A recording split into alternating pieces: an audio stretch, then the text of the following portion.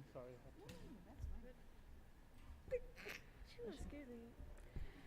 Welcome back, everyone. Board met in closed session, but no action was taken. We will reconvene to open session at 5:44. Is there a motion to approve student disciplinary cases 38, 40, 42, 43, 44, 46, 47, and 49 as recommended? So moved. I second it. We'll call for a vote then, please, Mrs. Roebuck. Mrs. Ham and then myself. Thank you. And I'm an aye, Mrs. Roebuck. Likewise. Aye. Aye for me too, Ms. Robach. I voted online.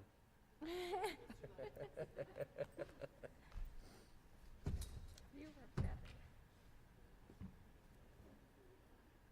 Motion carries 5-0. Invite everyone to stand for the flag salute.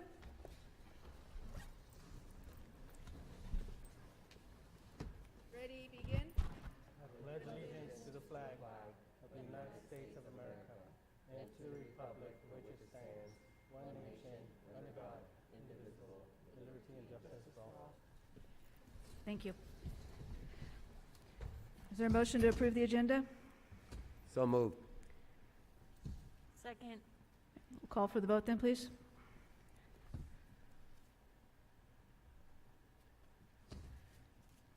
Mrs. Rohrbach, I'm an aye. I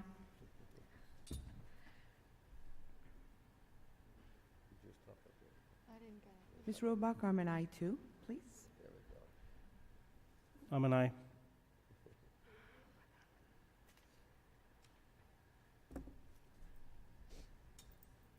caught up with you. Motion carries 5-0. Okay, first item, we have our showcase, LCAP Math Department. Mr. Shaw.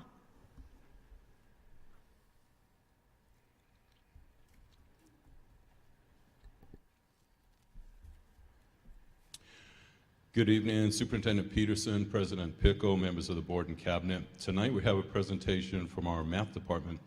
Math has been an area of focus for us for the last 4 or 5 years, and the department has made great strides in changing the way math is taught. Our Associate Principal over Teaching and Learning, Alexi Parley, has worked closely with the department this year and will introduce the presentation.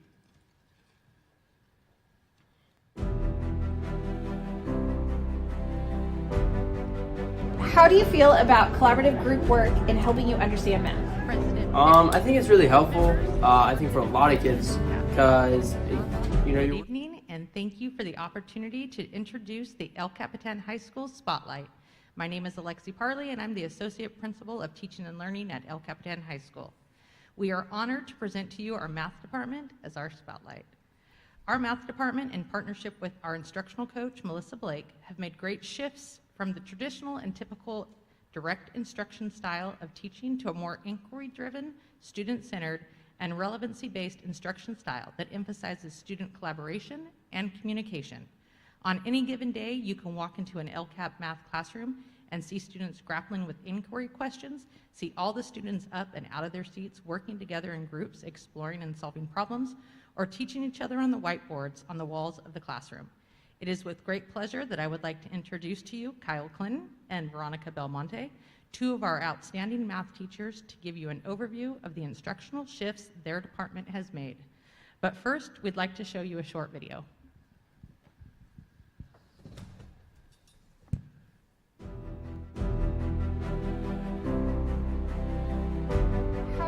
How do you feel about collaborative group work in helping you understand math?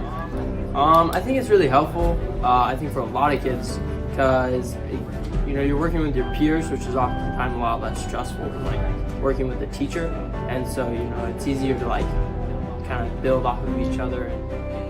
The shift in math instruction is beneficial to students because it's allowing or holding the student more accountable for their learning and understanding, because they have to work in a group and they have to understand what they're doing.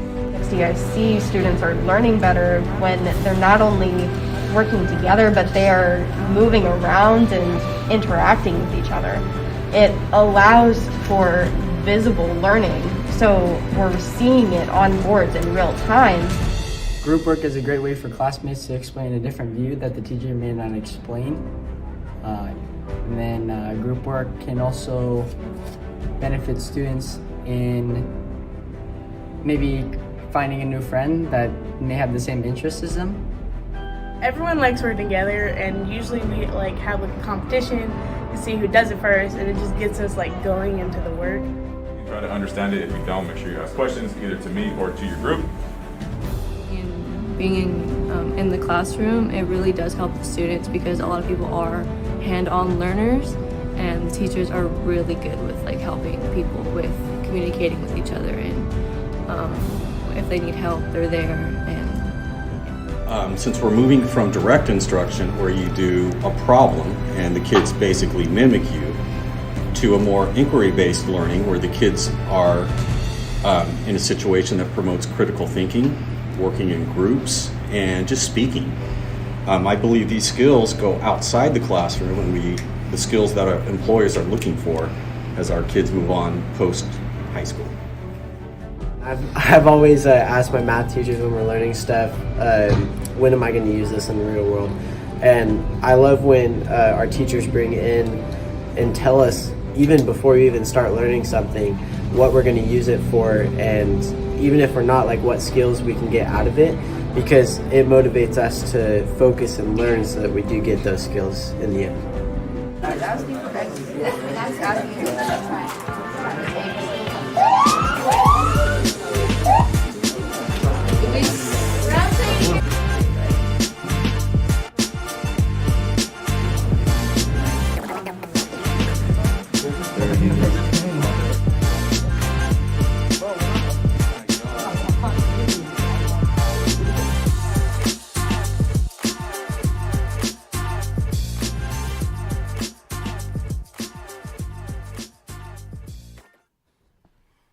All right, good evening, everybody. I'm Kyle Clinton, as Ms. Parley said. I know our time is limited, so I'm going to kind of talk fast on my portion. I just want to give you an idea of my journey from a new teacher to where we are at El Capitan High School. I started about 21 years ago. I started at Atwater High School. It's a great school, had some great mentors with Roddy Svensson and Annie Miller. They were just excellent guys to be with. But as a new teacher, you started with the model at the time, which was direct instruction, where you show a kid, I'm going to show you how to do it, you're going to work with me on the next one, and then if I think you're ready, let's try one on your own. Then we gave them like 15 practice problems. And what I discovered was there's a huge disconnect. Students look at math classes as, this is class you take in high school or maybe college. They didn't see the real life application outside the room. So I kind of took that in, thinking, how can I make this better?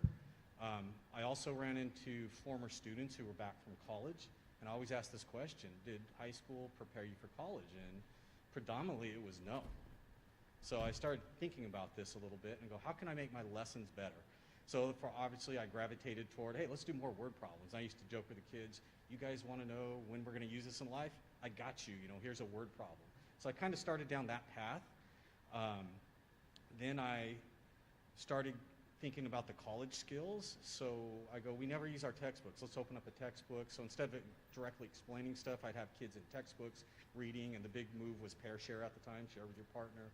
So they'd read and share what they got out of it, and then I'd ask questions and try to fill in gaps where I saw. Also, I have many friends who own businesses, so I started asking them, what do you look for in your employees?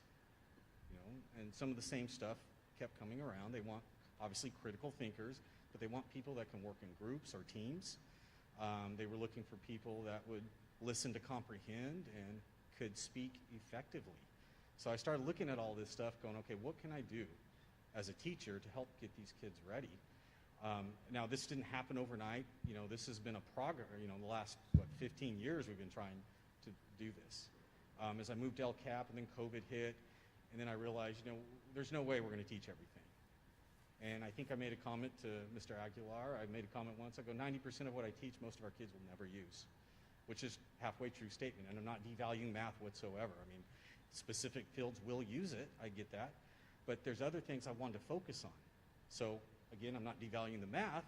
Let's learn the math, but let's focus on, being critical thinkers. Let's work on working in groups. Let's think about collaborating present and speak. So that's kind of how I went from, 20 years ago as a young Atwater High teacher to this old guy you see in front of me at El Capitan. And I'm really happy with my team right now and how we feed on each other, and we're just kind of growing. It's really exciting.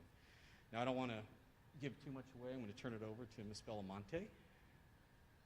Thank you. Hi, my name is Veronica Belmonte. I have been teaching for, this is my 6th year. I was at the middle school, now I'm at the high school. And based on what Kyle said, I was introduced to the Math 360. So I took the philosophy of what Math 360 is we have whiteboards around the classroom, students collaborate in one problem, and then we work as a group together. I'm in the middle of the classroom, and I am giving instant feedback for the students when they're making mistake. So it's not like, go do, like Kyle said, 20 problems, and then the students are doing that problem wrong. They just taught themselves how to do that problem wrong. So I'm using Carnegie learning activities, especially the talk activity, which includes, or we can apply the 4 C's. Creativity, they can use collaboration, communication, and critical thinking. And that's how I do the math out. They have a list of checking for the example problem. They do the step-by-step. They get out their notes, so they are able to collaborate within their groups. And that's what I have. Thank you. Did you have any questions for our teachers? How does Carnegie Math, Carnegie Learning, the new model, tie into the methods that you guys are using? Yes. So like I mentioned, the Carnegie Learning activities, they have, or you can apply the 4 C's. The critical thinking, the collaboration, the communication, and the creativity, because they will have problems, they have to work together. Sometimes one student is going to know the answer for one problem, and if they're working together, the other student can help and collaborate to get to the same, to get to the answer. I use the talk activity, and that is like hands-on, where, for example, we're graphing slope-intercept form. They have one problem, they have to find the slope, they have to find the x-intercept, y-intercept. They have to explain the characteristics of how they got that answer. So they are able to display that in the whiteboards. And then I use an iPad, and I'm able to take a picture of that example, display it on my whiteboard, and then we discuss as a class. Do we agree with this answer, or does another group has a different answer? And then we will go from there. If a group has a different answer, there we start with a discussion. Okay, what was the mistake? What did they do wrong? And that's how we use Carnegie into the new inquiry-based teaching. So that's what you're newly incorporating, or were you already doing that? We're incorporating and aiming to do the 80-20% ratio, where the students do 80% of the talking and I do the 20%. Because if the students are doing the collaborating, if they're doing the sharing, they are the ones learning. I just want to add that we've been kind of working at this prior to our new Carnegie system, so it made the transition in trying to do the activities and the math a little bit easier for us. Do you get the sense that kids are enjoying math more? I do. Yeah. I do. I mean, you can see it in the videos. It's nice to hear them talking. They're having fun with it. So yeah, I would say, yeah, they are enjoying math. So does this apply to every level of math, or is it integrated 1, 2, and 3 only? How does this work in calculus as an 80-20, for instance? Or I can't speak for our calculus teacher, but I can speak for the pre-cal teacher. We don't have a Carnegie system for pre-cal. It's only from integrated A, B, 1, 2, and 3. So what I do is I kind of look at what they're doing and stuff I believe in, and I'm creating my own material to try to mimic what they're doing. So there's a lot of student-centered work, a lot of collaboration going on. So yeah, I think it works good or well. And I'm just excited to see what I see, the conversations they're having, the fun, and the growth I've seen. Like I said, it doesn't happen overnight, just from the beginning of the year till where they're at now. Just the speaking and the talking and so forth and the working together. Great. It was fun to see the energy of the kids. I just want to thank you both for being reflective in your practices and being willing to try new things and really help relate the content to kids' experiences so that they can increase their achievement levels and enjoy it more and see the value in it and the joy in it, because math, can be really cool. Mr. Clinton, do you remember when Mrs. Enriquez and I and you went to lunch a few years ago? I do. You remember what that conversation was about? Wow, you just put me on the spot. Lunch.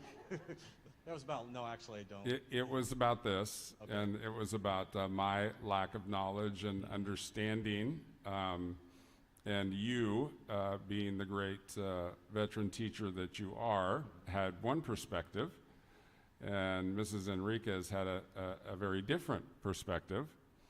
And I'm just wondering if you can share with the board kind of your transition as a veteran teacher to where you are now to where you were a few years ago. Okay, so my transition, it took a while, I would think. Again, it's just noticing what I saw, the disconnect. Well, I'm wanting to get my kids outside. I want to get them excited, and I didn't see that with that direct instruction model of them doing problems. So, now it's kind of hard to answer. It just kind of happens over time, and I will say my own kids played a big role in this, watching some of their struggles and so forth. So, wow. Thank you, Mr. Peterson. You got me on the spot here, so now I'm blamed here. But when I look at, really what it comes down to, what's important in life right now for our kids? We're all sitting up here, every one of you have had a math class. Do you guys, how many parabolas have you graphed? Things like that. But how many times have you worked together in a group and had to come up with solutions? And I've been in some of these groups where you're brainstorming and so forth. To me, those skills are so much more important than if a kid can graph. Okay, and again, I'm not devaluing the math. I'm just looking at the overall picture of what I see, if that makes sense. Thank you. Thank you.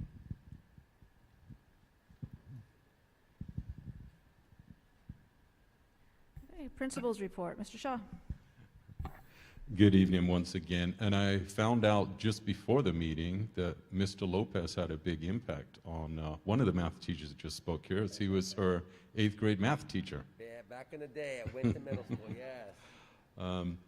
Students have done well with transitioning back into in-person learning. They enjoy being in class, obviously, and speak very highly of their teachers, and they deeply appreciate being able to see and interact with their peers, both inside and outside the classroom. This was a major adjustment for the teens after 18 months of upheaval, but they want to be in school, want to learn, and appreciate the stability and direction they receive in school, and we see them transitioning back very well. We've been focusing in on social-emotional learning. It's been at the forefront of our thinking for a number of years now as we've worked towards a whole child approach to instruction and learning. And this is where each student is more than just an ID number or a name on a seating chart. Our maxims are learn, love, lead, and leave a legacy, like you just saw on that last slide. And making sure the love is central to what we are doing at El Capitan has been important in creating that positive climate we have there. We once again see students doing the small things that are so important, like opening doors for people, showing respect in their interactions and practicing appropriate behavior.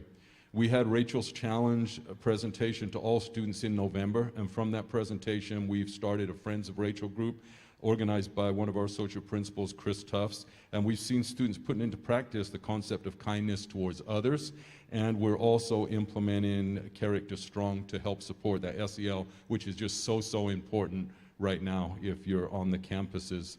We're excited to report 44% of our junior class, the class of 2023, qualify to apply for the MUHSD Automatic Admission Program, the MAP program. This represents 189 students in the class who are eligible for the automatic admission program to UC Merced upon graduation. As our 11th grade counselor puts it, their qualifications attest to the high quality of care and teaching that is happening across the campus. To qualify for that, you have to have a 3.5 weighted GPA with no lower than a C, and 15-year-long A through G courses. Moving on to our staff, we're blessed to have an absolutely outstanding group of teachers at El Capitan. We're pushing towards getting back to that student-centered approach after having to deal with the constraints of online instruction and helping students adapt back to being in the classroom during the first semester. Several of our veteran teachers have shared with me that they think this is absolutely their best year in the classroom, the way the kids are engaged and the way the kids are behaving in the classroom. I spoke with a student today that I didn't recognize at lunchtime, and he said, sure enough, he's only been here 2 weeks, came from an outside area and had been out of school for over a year, hadn't had any schooling for a year. And I said, hey, it's a pretty good campus, you know, things are good environment. And I said, teachers are really good. He smiled right away, his eyes lit up. He said, the teachers are just so good. He said, they've been helping me get back going again. And our students over and over attest to the same thing. Going on to math, as we've seen, let me add a little bit to that. These conversations really did start, as Mr. Peterson said, about 4 or 5 years ago with Dr. Weimer and Mr. Peterson, as we were looking at, we understood about after my first year of being the principal, I realized if I had some magic pixie dust to sprinkle in one area, it would be math, because in our region, that's the biggest deficit for our students for a number of reasons, obviously. Our math department has been an example of the progress educators can make when they collaborate and work together to define and to reach goals. They've worked towards making math accessible and relevant over the past 4 years. 5 years ago, the math department was having arguments as to whether students should receive a full point or half a point on a particular question from a formative assessment. That's no exaggeration, that was really happening. Not by Mr. Clinton. Now they discuss ways of teaching math that involve students doing real work to ensure they understand the concepts and work in relevant ways with the understanding that mistakes are part of the learning and not a sign that the student has failed. Once again, that concept is so important to our students in their learning. 3 years ago, as Mr. Clinton mentioned, the math teachers requested whiteboards to be put up on all the walls around their classrooms. I laughed because I remember what I thought at that moment. I'm like, explain that to me. As they move towards student-centered learning through things like Math 360, we got them their whiteboards, and kids, as was asked earlier, already before this year, we were getting them up out of the seats. That's what has made it a lot easier for us in transitioning to the Carnegie curriculum. Central to the progress in the department is the ability and the time to collaborate. Our 10 math teachers are in either 3rd or 4th period collaboration groups that provide for them to meet any day of the week as needed. This provides time to discuss, to digest, to critically think, to understand, work on lessons together, participate in professional development, and to get to know each other. This has been the most vital component of the progress. They have time to work together towards common goals, and time is typically one of the biggest hurdles to making progress for us anywhere in education. We just don't have the time. We look to replicate their success in other departments on campus. On behalf of the student, staff, and families of El Capitan, we would like to thank you for your leadership, for your steadfastness, your support, and your vision for our local communities. We know we're in the midst of challenging times, but these are also exciting times with great opportunities ahead of us. We have more tools and resources than we have ever had, and with the right mindset, we can make great progress in education in the coming years. Thank you. Any questions? No? All right. Thank you, Mr. Shaw. Thank you, Mr. Shaw, to you and your team. Great job. Okay, next we have public comment period. Do we have any cards, Mrs. Robach? Okay. Okay, then we'll move on to Local Control Accountability Plan mid-year update with Dr. Aguilar and Mrs. McCauley. Thank you, President Pickle. Before we have Ms. McCauley present, I did want to give a brief explanation as to the two slide decks that were attached to tonight's board docs. The lengthier version is for compliance purposes. These are areas where we must ensure that the public is getting information about. And the more condensed slide deck is what Mrs. McCauley will review from the long PowerPoint. Obviously, if there are questions about anything that's on that the longer version of the slide deck, we would entertain those questions this evening. And lastly, this is an update of what we're currently doing from our current LCAP. We will start the process to evaluate and renew LCAP actions and services here beginning March 1st. And with that, I will hand it over to Ms. McCauley. Dr. Aguilar. Good evening, President Pickle and board members. I was here a couple months ago, and I had the opportunity to talk about the Local Control Accountability Plan, LCAP, and that's what I'm going to reference on acronyms. And again, the LCAP is a 3-year cycle. And so when I reported to you a few months ago, I reported on the changes of our 21-24 whole LCAP plan, in addition to the LCP, which was last year's annual update. COVID continues bringing fun acronyms and different challenging times into the LCAP plan. And so this year, we get to do a fall mid-year report, which is right now, and that is based on the Assembly Bill 130. So again, we are to report on a couple areas. One is the supplement for the annual update, which will be included in our 21-24 plan. Our mid-year outcome, data with metrics, expenditures, and also how we plan to move forward. And again, I'll try to entertain questions at the end as we move forward. So one of the part of our supplement, so there's 5 different prompts that we are to present on and just inform on, I should say. And so basically, how are we using all of these extra COVID funds in addition to our LCAP? And that's what I will be reporting on as I move forward. So for the Budget Act of 2021, we received the following Budget Act funds: the Educator Effectiveness Block Grant, the A through G Completion Improvement Grant, and the Expanded Learning Opportunities Program funding. And so again, we showed that back in spring, because again, this is from last year and moving forward this year, we used our education partners as we moved on for their engagement to help plan how those funds will be spent. Our federal funds, the Corona Aid Relief Economic Security Funds, CARES, Elementary, Secondary, School Emergency Relief, ESSERS, and I'm going to be talking about that here shortly, the Expanded Learning Opportunities Program also, and in-person instruction. So again, basically, all these extra state and federal fundings that we got with COVID, how did we reach out to our educational partners, which we did last spring, and also with this one this fall, because ESSERS will continue. And so that's why we will continue with educational partners engagement as they move through the ESSER plan. And Dr. Weimer and Mrs. Ballinger had the opportunity to do that. And so again, today I'm presenting their funds that came in, and then how are we aligning it with our LCAP funds. And so here, the next prompt is to talk about what was in our expenditure plan for ESSER 3. And this is, again, as we move forward, as you can see, the next 2 years for 22-23 and 23-24. These are a plan, our goals, hopefully how we move forward.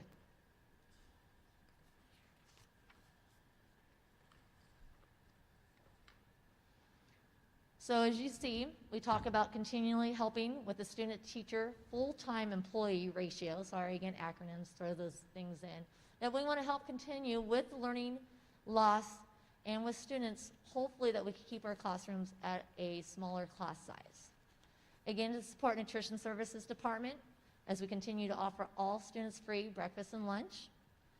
The HVAC units, again, that is our ESSER funding.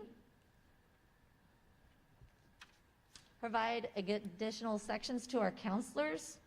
Professional development, more than ever, is so crucial. And again, as they were talking about with LCAP, collaboration. It's so important as we move forward still with our teachers in their changing times, especially with social emotional learning. Our extra sections of academic support, and credit recovery courses. Our paraprofessionals, in addition to this year, so you'll see what I'm talking about this year, this is again moving forward, summer school offerings, and again our after school and Saturday. And this is from the ESSER plan. Now, as we move forward, in June, because you guys had Dr. Weimer come up here, I think in December, and talk to you guys about the budget. So in June, we get an estimated budget. And then we just had our first interim report, and we show that we actually had a $30 million increase in our LCFF, in addition to all those other funds that I just spoke about.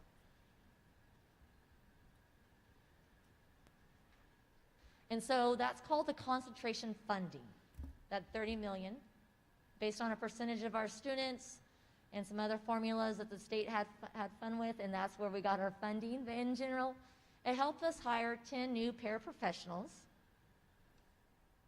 Let me get to that page, I'm sorry. And then on average, each paraprofessional is helping about 170 students. And it's been great because now each site has 2 EL paraprofessionals, and again, our special populations have more support in their classes. 3 new bus drivers, 1 new counseling support manager, and that is at East Campus. That's Caitlin Mayo. And each site got a part-time Sarah Vista to help support them. East Campus had the opportunity with Caitlin moving over there to help support all their schools between Sequoia, Independence, and Yosemite. In addition, she's helping lead the work in our social emotional learning. The new board certified behavioral analyst is an extra psychologist that we hired to support East Campus. East Campus has been contracting out, and so at this time we had the opportunity to actually have someone to help hire personally to be beneficial to us and our students, of course, to help support them. And then increased number of sections, and that was across the district that we had that opportunity. When it was time to pass out sections in the spring, again, we knew we were going to have these extra funds to help support our student class size. Now, another part. So there's 5 prompts again. 5 prompts went over what state funding we get and how do we tell our educational partners. What federal funding do we get and how do we get our educational partners engagement. And again, that was spring of last year. And then we went over our expenditure with the ESSER's expenditure plan. And again, that was our plan as we move forward the next couple of years with that funding. And again, how is LCAP continuing to support that? And LCAP will continue to use our supporting our funds with our actions and our goals as we move forward. The next component is the metrics. And so the extended version, I think you guys got about like 10 pages of metrics. That also was pretty awesome. I have a chance to introduce Ms. Stacy Cool, who has worked really diligently and hard on this, our LCAP dashboard that shows our metrics. Thank you. Yeah. So in the past, we've already had an LCAP dashboard, but just like our digital course catalog, it was overdue for a refresh. And so we worked with our partners at Cultivated Technology Group, and about 2 weeks ago, we launched a brand new LCAP Explorer dashboard.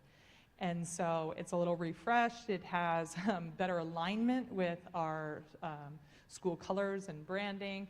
And over here on the side, I just want to highlight a few features. We've got our 4 local priorities: all students, college and career ready, school climate, equitable access, and recruit and retain highly qualified staff. And if we click on one, then we see some of our other metrics. So like, for instance, CTE courses. If I click on that, I get a nice new graph that is very easy to read. Down here at the bottom, it's got our different schools. So the district currently for spring 2022, 87% of our students are enrolled in a CTE course. And I can look at the different demographics over time. For English language learners, for instance, this semester, 75% of our students are enrolled in a CTE course. I can click on any of these bars and see a nice historical representation of what has happened over time with our CTE enrollment. So it is a feature we had before, but it's much cleaner, it's much more responsive. Many of these metrics are, well, all of these metrics are updated at least once a year, and some of these, like the CTE course enrollment, are updated every semester. We can also drill down into filtering for certain demographics, like if we want to check out gender there, we can see that, 85% of our female student population is enrolled in the CTE course, 89% men or boys, and then 100% of our non-binary students are enrolled in a CTE course for this semester. So just this works cleaner, faster, easier than our previous dashboard, and we're hoping that this is much better for our public to understand how we're doing with our LCAP goals.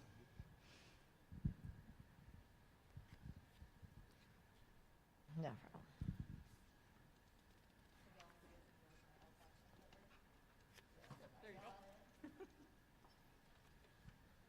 So a couple things, and honestly, great job to Stacy and Costa. They meet every week on this and to help move forward. And as a teaching and learning and an AP of guidance, when I had to go through WASC and I had to go through FPM, I use Stacy's data because she's the one entering it all the time to keep it updated. And it helps with our local indicators. And so some of the data that I use for, as you might see in the big presentation, I have from DataQuest or the California dashboard. And Stacy will use more areas, our local indicators, so then we can break it down more into our subgroups and make it more relatable to our students and what we really see on our campuses. And so it's a great highlight to see how we are always progressing, or areas we do need to improve on, because that's important, again, as even Mr. Clinton said earlier. Last, the expenditures. What have we spent so far with our budget? So again, we have our annual budget, and as we move forward again in spring, we start planning for next year. And so this again is just a mid-year update on the current LCAP for this year. And again, things might change, and that's why it's important that we move forward and we do this every year, and that's what the cycle is about. But as you can see for College and Career Ready, we spent almost nearly $7 million of our budget, which was budgeted for $14 million. Our district level supports for college and career readiness, our site supports, and what we're doing to get our kids ready for college and career. School climate is over that $7 million, and again, that's for our nutritional services, our safety and services, transportation, there's a list in there. Equitable access, goal 3, is about $600,000, as you can see there. And again, it's how we kind of break it down by our district and site levels to help make sure that we do have equitable access. And something we talk about when we talk about equitable access, we're looking at our supplementals that we're doing to help support our students as we move on in all different classes and subjects. And then the fourth one there is to recruit and retain our high quality staff, our instructional coaches, and also the PD that we want to continue offering to help support our teachers. So again, today, I want to thank everyone who's come and participated throughout the year, and our educational partners and their input. And that's huge as we move forward for not only community members, our parents, our students. We'll be meeting with DTA, CSEA as we move through spring, as we plan for next year. And we know it's been changing world more than ever that we've seen, and so input is crucial from all, used to be stakeholders, educational partners, I'll get that. And so today I had the opportunity to kind of give you a mid-year update and how we are trying to align everything to make sure we continue to moving forward and doing what's best for our students. At this time, I could entertain any questions that I might have missed. Questions? Go ahead, Julio. Go ahead, Julio, do you have a question? Well, I have a bunch of questions. What I did was, last time we did this, I had a bunch of questions, and I'm going to follow up on some questions that I had asked and see if things have changed or if we're working on change. And then some are new questions, but like I actually was trying to follow with the long form, but it's all over with the following on the short form that you guys were presenting. But with the prompt and using fiscal resources consistently, we wanted to do the ratio below 25 students per teacher. And so right now, how many teachers do we have that have 25 students or less in each section?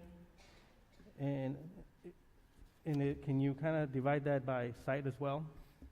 And actually, I need to correct, that's not the way that data is actually presented. This is not class size and class size averages. So when we talk about FTE to student ratio, we're talking about the entire number of staff divided by the number of students. It's not what's actually in a classroom.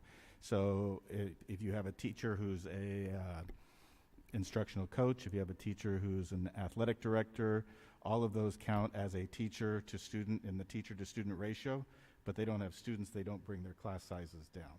So 25 students per teacher is the number of staff to students. It is not in any way, shape, or form correlated to the number of students that teachers have in their classrooms. Is FTE full-time employee? FTE is a full-time equivalent, so that's a 5-section teacher. So if you have 5 teachers with an extra period, that's actually 6 FTEs, even though it's only 5 staff members. Okay, thank you. So if I understand it correctly, that's an average then? It's just a formula. You just divide the number of teachers by the number of students. It's not the sections and class sizes. So one teacher can have 40 students and one can have 5? Hopefully not 5, but yes. And hopefully not 40 either. Hopefully not 40 either. Yeah, okay. Aaron, did you have questions? Yeah, I do. Oh, sorry. Good. Okay, I'll ask this next one, then I'll let you, but I have more. But so just I just noticed, so this increased by the budget in this updating increased by $10,413,000. So just that's just another observation. Yes, that includes the increase that we got for the supplemental and concentration grant that we did not know that amount when we had the budget originally. It also includes some of the other grants that came in. I'm not sure if it includes the A through G yet, which is stuff that we just are now getting. It's not in there? Okay. Okay. So it's the other funds, then it's the increase that came from the supplemental concentration. Go ahead, Aaron. I have more. Maybe you're going to ask the same questions. So one of my questions is about whether or not and how we're collaborating with different groups within the district. For instance, there's a lot on here that I believe pertains to counseling, and I know we're wanting to make some changes in there.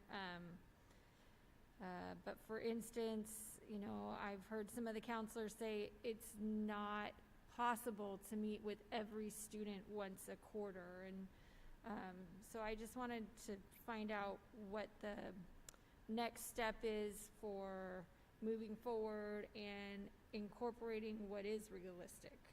Yeah, and we're going through that process again, and we had this discussion when we were going through the LCAP adoption this year, and that's part of the process that we just started last week with our student support managers.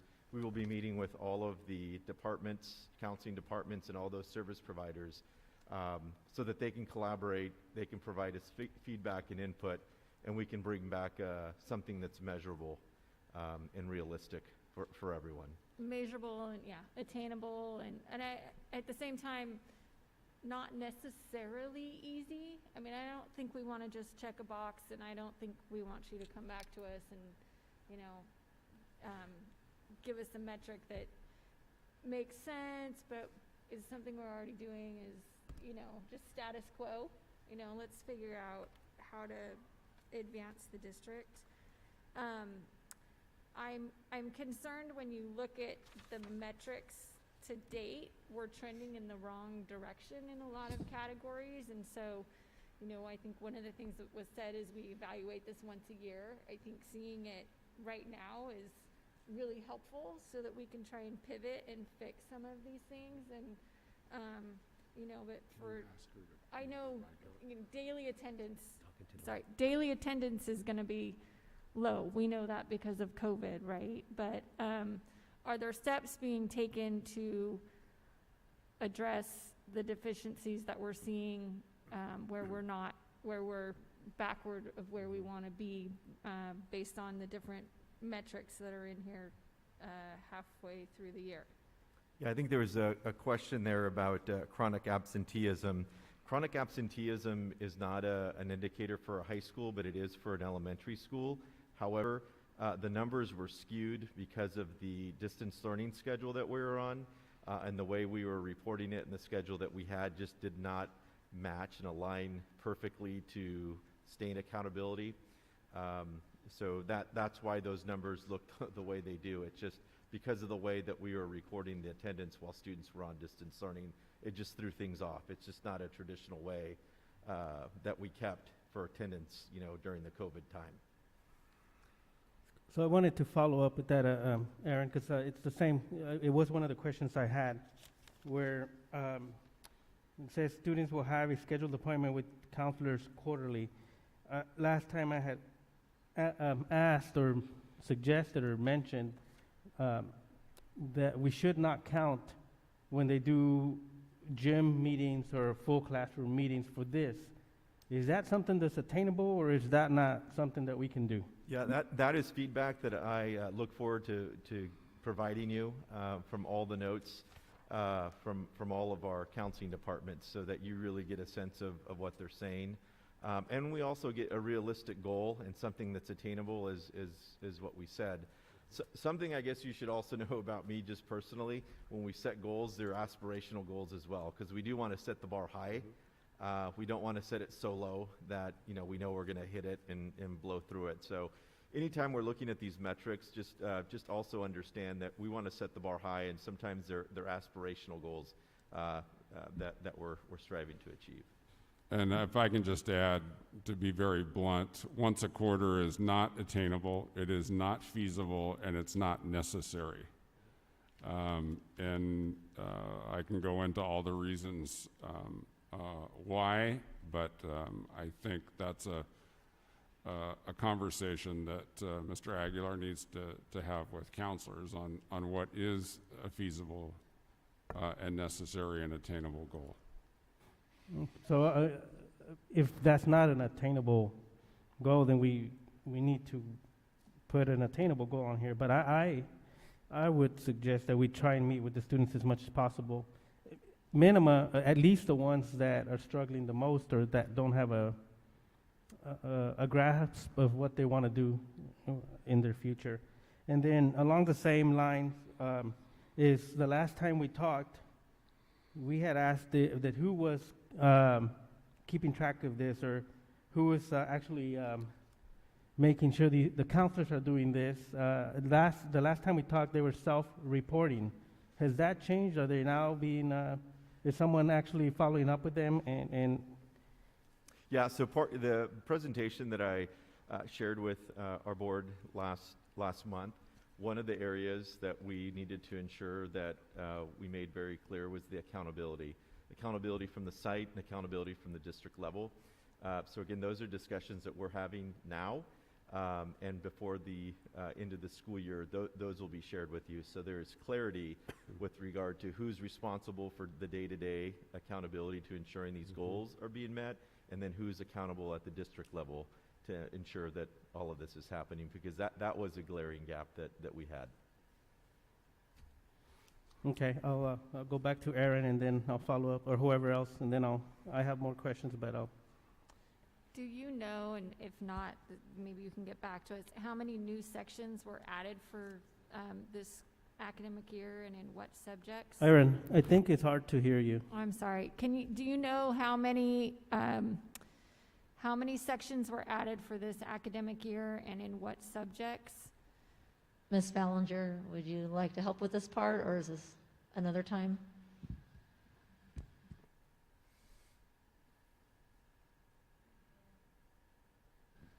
I want to add, 'cause it was brought up to me about the in progress. So since this is a mid-year update, there are some things that say in progress. And, we went to a training, and so some data is collected annually. And then also with COVID, the last 2 years, there is some data that has not been collected.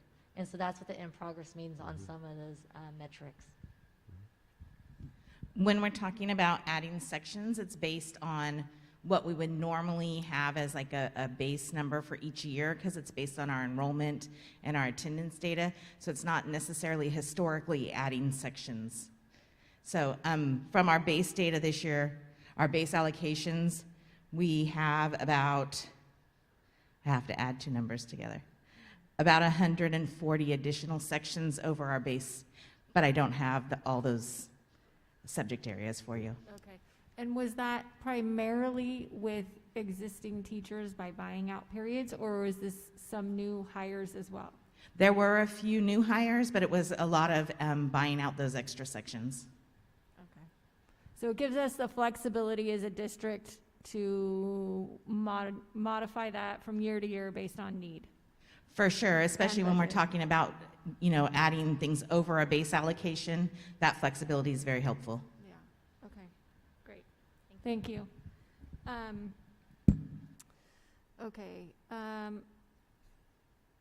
One of the metrics that I don't understand is making progress toward English proficiency. So if students aren't and they're in EL classes, then are they failing? Because 50%, I think, was the number that we're making progress. So I'm just, for my own benefit, if you could explain. And so a lot of times it's based on the LPAC results. So annually, our EL students take the LPAC, and we're looking at the level, if they are improving or staying at the same level. Because if they're already at a 4 and can't get reclassified, then of course 4 is the highest. So we're looking to see if they're making progress that way. There's a couple things sometimes that they'll take into consideration, like when we just went through FPM, I had to get their grades, I had to get their A through G, I had to also put their levels, and that's kind of what they were evaluating overall. But here at this time, we were just looking to see if they improved or stayed at the same level for proficiency. Sorry, for the sake of acronyms, LPAC is an exam that our English language learners take. FPM is Federal Program Monitoring. Yeah. Okay, thank you. So it's an LCAP that's different from the LCAP? Yes. Okay, Yes. all right, thank you. Okay. Okay. Yeah, ELPAC, Yes. English Language Proficiency. I just have two other questions, bear with me. One is on nutritional services. It looks like we have spent more or less half of the money that was budgeted in all of those areas except for nutritional services. And obviously there are several different areas on LCAP, improve food. So I was just curious why we haven't spent as much money on nutritional services as planned, or if there's something coming in the back half of the year that we think will make up for it. That exactly is what will be happening. A lot of the expenses for nutritional services get balanced out at the end of the year. So during the regular year, we have the nutrition fund, and that's the expenses that are there to feed the students, and then as the state and the federal government reimburses for meals, that money goes into that fund. At the end of the year, whatever the deficit is, then we take the money and cover that deficit, so it happens towards the end of the year. The second thing that will be happening later in the year is a lot of the money from LCAP is for supplies, equipment, and so that's going to take place as they move into the new location, and so that hasn't happened yet, so a lot of that will happen here at the end of the year as they get the new equipment to furnish the new facility. Okay. Thank you. My last question is about summer school, and I think we were really pleased as a district to be able to offer some of the CT courses and other programs this past summer. But I know in our teachers' contracts it says remediation only, and I would really love to see us be able to offer more programs for kids, whether it's for advancement specifically or fun or just a reason to bring kids onto campus during the summer, keep them out of trouble, and give them opportunities. I mean, it shouldn't be that only kids who are getting Fs go to summer school. I mean, then it feels like a penance, and if we can make it an opportunity certainly kids can go to Merced College and take courses, but, you know, our campuses are open anyway, and I would love to see more opportunities for all of our students. Yes, thank you, Ms. Ham. We will have enrichment on our campuses as well as remediation. That was part of an agreement that we did have with our Teachers Association. We will increase our math summer bridge program that we had. Students will be getting elective credit for taking that. And we look forward to, you know, having those enrichment opportunities for non-credit for students, but having the opportunities for students to be on campus. For example, if you wanted to have like a computer science camp or a theater camp or, you know, something along those lines, you know, that would parallel with, you know, the remediation as well. Excellent. What about for incoming freshmen? How will they get information on that, and specifically related to math, since we're working on that as an objective, right? Yeah, so we're meeting with our feeder schools regularly, and we've just recently gave all the math diagnostic exams to all of our feeder schools, and there are dates that are scheduled for all of our feeder schools to give that diagnostic. Once our campuses give the diagnostic, we're working on having a really nice collaboration, having feeder school teachers in with our teachers to grade. And it's at that time, that information about our summer math bridge program, which will be shared with teachers at the middle schools to ensure that we get the right students. All students are invited, right? All students are invited, but that we get the right students, meaning students that could really benefit from a bridge program onto our campuses. So that's a remarkable shift in and of itself, that we will have math scores before kids show up for school in the fall. We will have them ahead of the summer, right? I mean, that's just kudos to everyone working on, you know, the feeder programs and coming together, because I know my kids were placed in the wrong math, you know, because the scores weren't there, and a month later and they moved. So, I mean, that's huge forward progress for the district. Thank you. Thank you. Awesome. Any other questions? Yeah, so Dr. Aguilar, just to make sure I understood that, so incoming freshmen will be able to attend summer school? That is correct. We will have a summer math bridge program where our incoming freshmen will be invited to be on our campus. And it's not just math, it's also orienting them onto our campus, opening up the pool at the end of the day to have them enjoy, you know, some of the facilities that we have on campus. So part of it is math, but the other part is just getting them accustomed to knowing where things are, who to ask for, where offices are, so that when August comes around, it's not such a culture shock to them to be on a bigger campus. So for this summer school year coming up, all sites will be open? All sites will be open with the exception of Golden Valley High School because of construction. We're looking into what's going to happen at El Capitan, but all students at every campus will be involved in summer school. Got it. And question on goal number 2. Last time we talked, so MUHSD will have a safe environment and buildings in which to learn. So we had brought up the fact that some of the restrooms were closed, some of the equipment was not working properly, and so on, and also water filling stations they were working on. And actually there was a rodent issue as well at Golden Valley, which I believe might have come back. Where are we with that? Can you be more specific? About? Golden Valley? Well, Golden Valley, I said, not just Golden Valley, but other sites had restrooms that were closed, and we were going to reopen them, facilities that weren't working. Like, I know that the kids destroyed a lot of paper towel dispensers. Did we get that situated and fixed? And those were the things we talked about at the last time. You're referencing the TikTok challenges? Pardon me? The TikTok challenges in October or September? I'm just asking, have we opened the restrooms up? Do we have enough restrooms up and open and clean and in good condition for the kids and staff to use? Absolutely. M&O has purchased extra materials. Our standard, our internal standard, is not to have the restroom shut down for the entire day because of maintenance issues. Got it. So now, so we don't have that issue anymore? Not for to the my most part, knowledge. hopefully, right? Correct. And the other thing I had said that they had a rodent issue at Golden Valley. That was to be specific, but A what? rodent, rats. I'm not aware of that. Okay. Anyways, and I heard that it came back. So, do you know anything about that, Alan? I do not. All right. I Well, we I can- understood there was a social media post from someone in Livingston.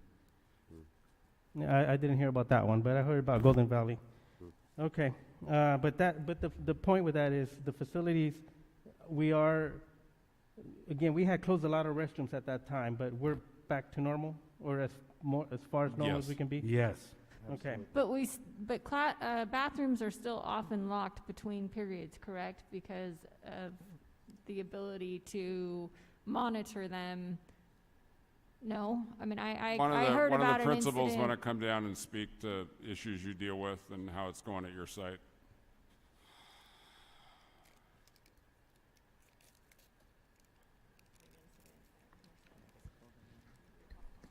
Is already on. It's on. Good evening, everybody. Yeah, so our restroom, we had some restroom issues early in the year. I think Mr. Calderon talked about it. The TikTok challenge did not help us at all. We had towel racks knocked off the walls, paper dispensers off the racks in the stalls. It was not pretty. There are times one restroom may have been closed down for repairs while another restroom is open. There's never a time where there's no restrooms open. And our main restrooms, what we call the 200 restrooms because they're so large, those are back operating normally now, and they have been for a while. Okay, thank you. Again, I wasn't asking just about one specific site, but all sites. We can ask the principals that are here.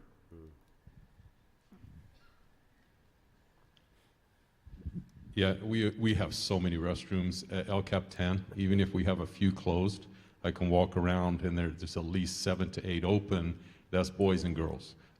So we have a lot more restrooms than other campuses. At lunchtime, we have students to stay downstairs unless they're inside a classroom. And so we do close some of them upstairs. And then we always have, even in the mornings where we might have 3 sets, we've got them down at one end of campus, in the middle of campus, another end of campus. We just got so many restrooms, and so it hasn't been an issue there even when we had to close down. Good evening at Atwater High School. We, of course, experienced some of the issues that the other sites experienced as well early on. We have not experienced those issues for quite a while now. If there is an issue in a restroom and it is not appropriate for a student to use, it'll be closed, but there we can put in an emergency work order. The district's been really good about getting out right away to fix faucets, toilets, anything that might need to be fixed like that. So our goal is to get it opened up as soon as it is safe to do so. We do not close them for disciplinary reasons. We keep them open, and so it hasn't really been an issue for us for a while. Similar at Livingston High School, they're all open. When we have an issue, they're out here very quickly to get it fixed. If it is closed, it may be for a short amount of time, but pretty much in the same boat. We have everything open. Thank you all. And if there are any other questions on it, maybe Mr. Peterson can just provide an update from the other principals. Yeah, no, I don't. Here. There really is not more questions on it. Just wanted to make sure that was an issue last time that was brought up by a lot of people. So I appreciate the update from everyone. I have a goal number 4, and I'm just going to this is my opinion on goal number 4, which is recruit and retain staff who are fully credentialed, appropriately assigned, and contribute to overall success. I don't think that we are doing this. I think we need to, in my opinion, we need to do a better job of that. I think that there have been some teachers let go that probably could have been a great asset to the district. And I will go as far as even suggesting that maybe, I don't know if this is possible, but looking at a third party into looking at these things before we decide on getting rid of some of the teachers that have high Well, I think now we're treading on personnel issues, and we don't discuss those in open session. Well, this is not a personnel issue. This is goal number 4.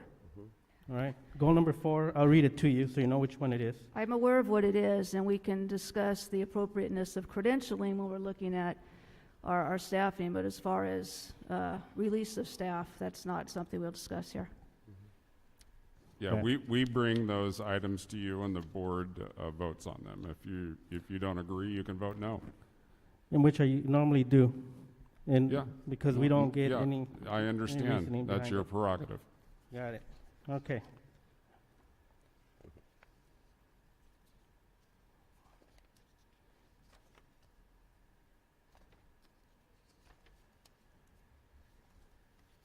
But by the way, I do want to bring that up to see if we can do something about the third-party thing, put it on an agenda item. Parent participation on LCAP Go climate metrics.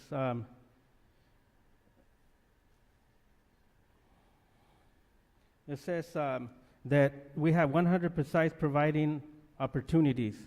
Can somebody kind of give a recap of what those opportunities are? And also,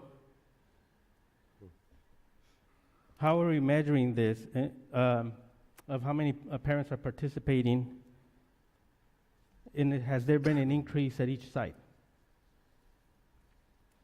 Yeah, so the parent engagement, parent involvement metric, that is something that we have discussed, or currently discussing. For example, parent involvement as defined by the California Department of Education under their family engagement program, again, is very different from elementary to high school. So we're having those discussions as to what is family engagement. Does participating in band boosters, is that engagement? As a parent working in a concession stand on a Friday night, is that parent engagement?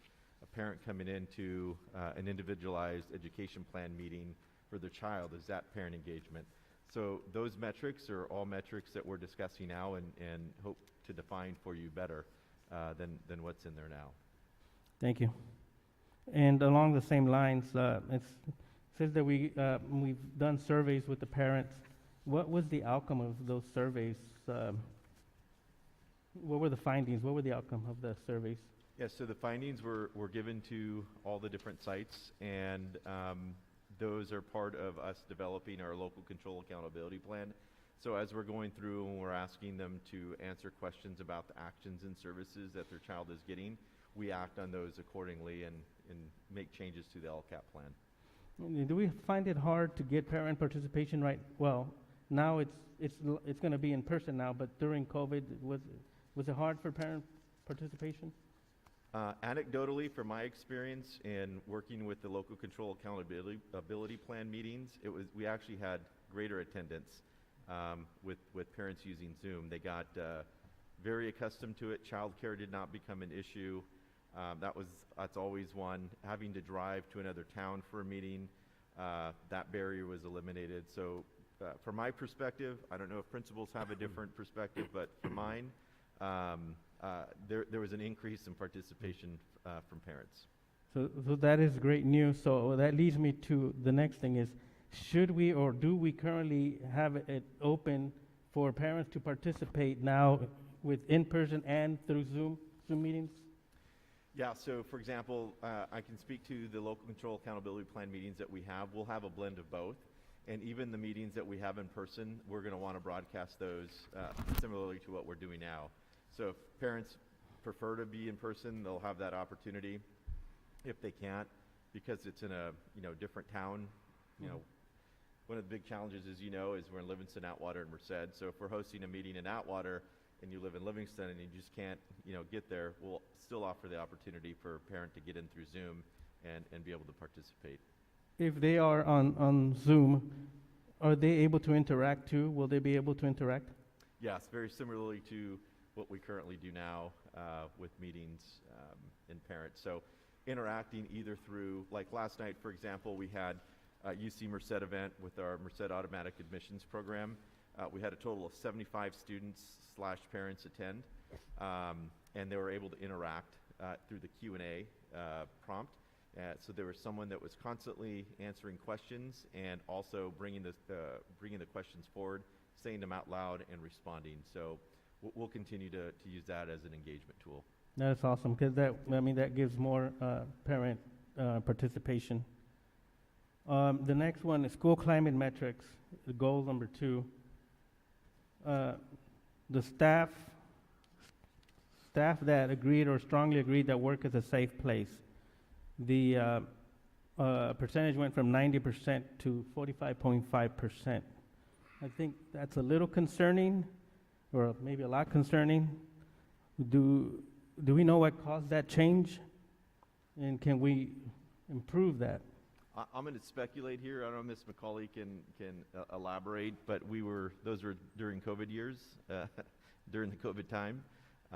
So I'm just going to speculate that teachers felt a little bit differently about their safe environment, being that we were dealing with COVID and trying to figure out what it was, and vaccinations and everything else that goes along with that. But I don't know, Ms. McCauley, if you can elaborate on that. That is correct. So annually, we do the California Healthy Kids Survey, and it was during our COVID time those results came from. And each year they do print out a report, and so that is something that we could also share with the board, hard copies if you guys like to see. But a lot of the breakdown was due, I think, to more health reasons. When it was actually given, we were doing distance learning at that time, and we weren't even on campus at that time. Thank you so much for saying that, because that's what I was thinking. I did have that concern, but it makes sense that it could have been caused, more than likely it was caused by COVID. So I appreciate that answer, and I hope that the staff agrees with that, and that was the reason why it went down.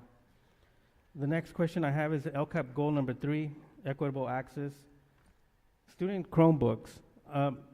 Last time I had asked, is there any way that we could buy them more frequently, especially right now that we had extra funds for Chromebooks? I know we did do one purchase at least with that money. Is there any way that we can, I know that it's going to cost, so that makes sense financially to refresh them every 2 years instead of every 3. Technology does advance quickly, so is that something that we can do? I'm going to defer that to Ms. Garman. Yeah. We have an action item tonight on Chromebooks. I know it's on there. I saw that. Thank you both for pointing that out. I did see that, but. Hi, good evening. Last year, during the 2021 year, we did buy an additional 3,000 devices with COVID-related funds. And so we did get extra than we would have. And of that 3,000, there's about 2,100 left in inventory from that batch that's deployed, around the sites and in use as other things break and whatnot. So that's our extra right now. And then we do purchase student Chromebooks every year for the incoming freshmen. And then that class keeps that device for 4 years. But every year we do get student Chromebooks to $900,000 to $1 million every year. Yeah, I'm aware of that. I remember voting for those. So okay, I just thought you said every 3 years, and so I just wanted to no, clarify. every 2. I was saying so. I know, and that was the reason I asked. Is the freshmen will keep it for 4 years? Can Yes. they replace it at the beginning of the 3rd year? Can we replace it for them? Is that something that we can do without hurting the budget too much? That's my question. Sometimes it ends up kind of happening by accident. If the device doesn't last too long, they end up getting a new device within that 4-year period anyway. But typically, the devices last pretty well. And with Chrome operating system that gets updated frequently, I mean, it serves its purpose, and the 4 years is fine. Okay. Yeah, I've had this thing for more than 4 years, so my own. Adult use and student use and operations and requirements are a little different. Exactly. So they might not take as much care as we do when it costs us money. So that's what, and that's the reason I'm saying that. For Is that sure. something that we can look at? Is that something that we should look at? And I'm asking the board, Alan, and of course, our finance people. What is the warranty on the Chromebooks? I mean, one of the comments in the Pulse was that they're breaking at a more rapid rate than previously, and I don't know if that's the current model or, you know, and do we buy the same brand every time for consistency, or are we switching it up? I mean, I know I'm asking, you know, in tandem with what Julio's asking, but also because we're being asked to approve the purchase of 3,000 more tonight, but it's alarming to see the breakage rate right now. So Yes, I it guess is. where I'm going with part of what Julio just said is, if they get the Chromebook their freshman year and it breaks by their junior year, is it replaced by the manufacturer through a warranty, or is the district having to buy a new Chromebook? They still do have that insurance program, right? The $25 insurance program? And We self-insure in the district, and students are welcome to take advantage of that.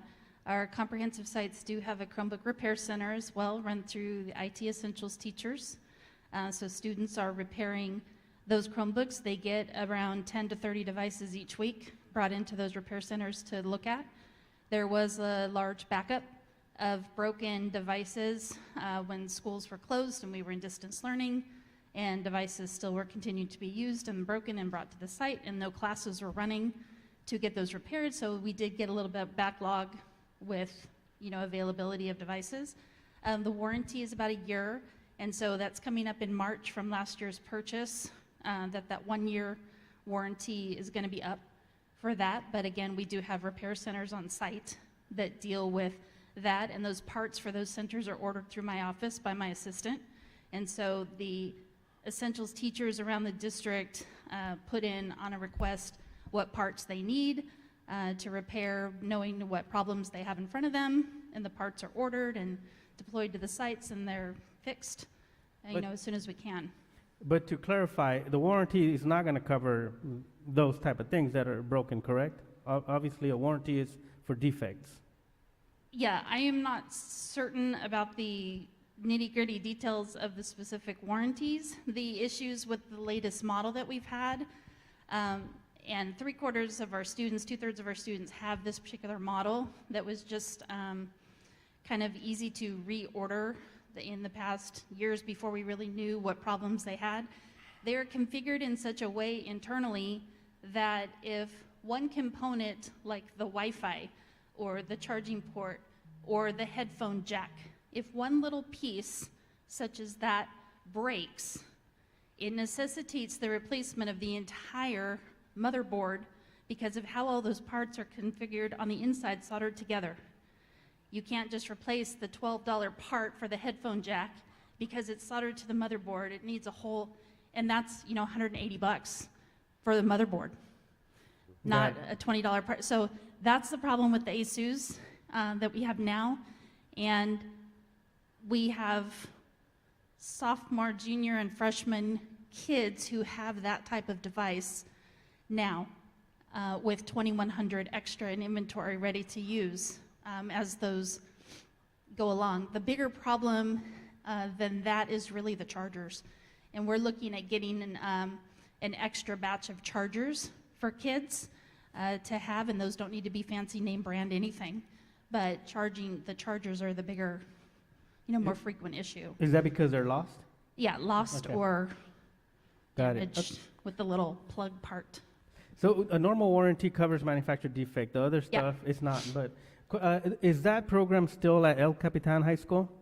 Which program the are repair, all our comprehensive sites have they all repair have it? centers. They all have it now? Okay. And the ASUS, to answer your question, Mrs. Ham, it was not in consideration for the purchase going forward due to these issues. So our team, our district staff who looked at these didn't even entertain that device because of this headache. And it was immediately discarded. We didn't even take it out of the box. Thank you. Thank you. So, Just real quickly on the financial part, that would double the cost each year from about $1 million to about $2 million. and that's probably doable during COVID years for the next year or two, but after that, an additional $1 million a year would be a very heavy expense. Thank you. The next question is on LCAP goal number 3, ELD reclassification. It looks like there was a decline on the reclassification rate. Do we know why?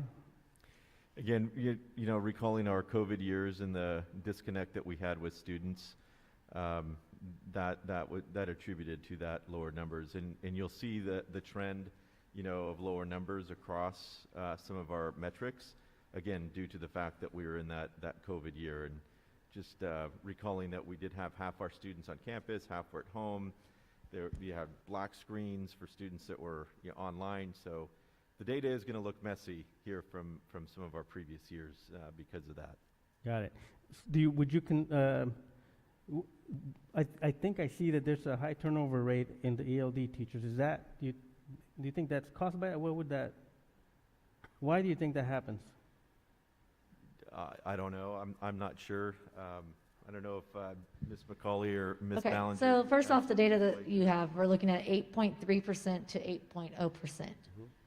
Okay, and so again, during COVID, we actually had a lot of students who were not necessarily sometimes even on our campuses or even in our state.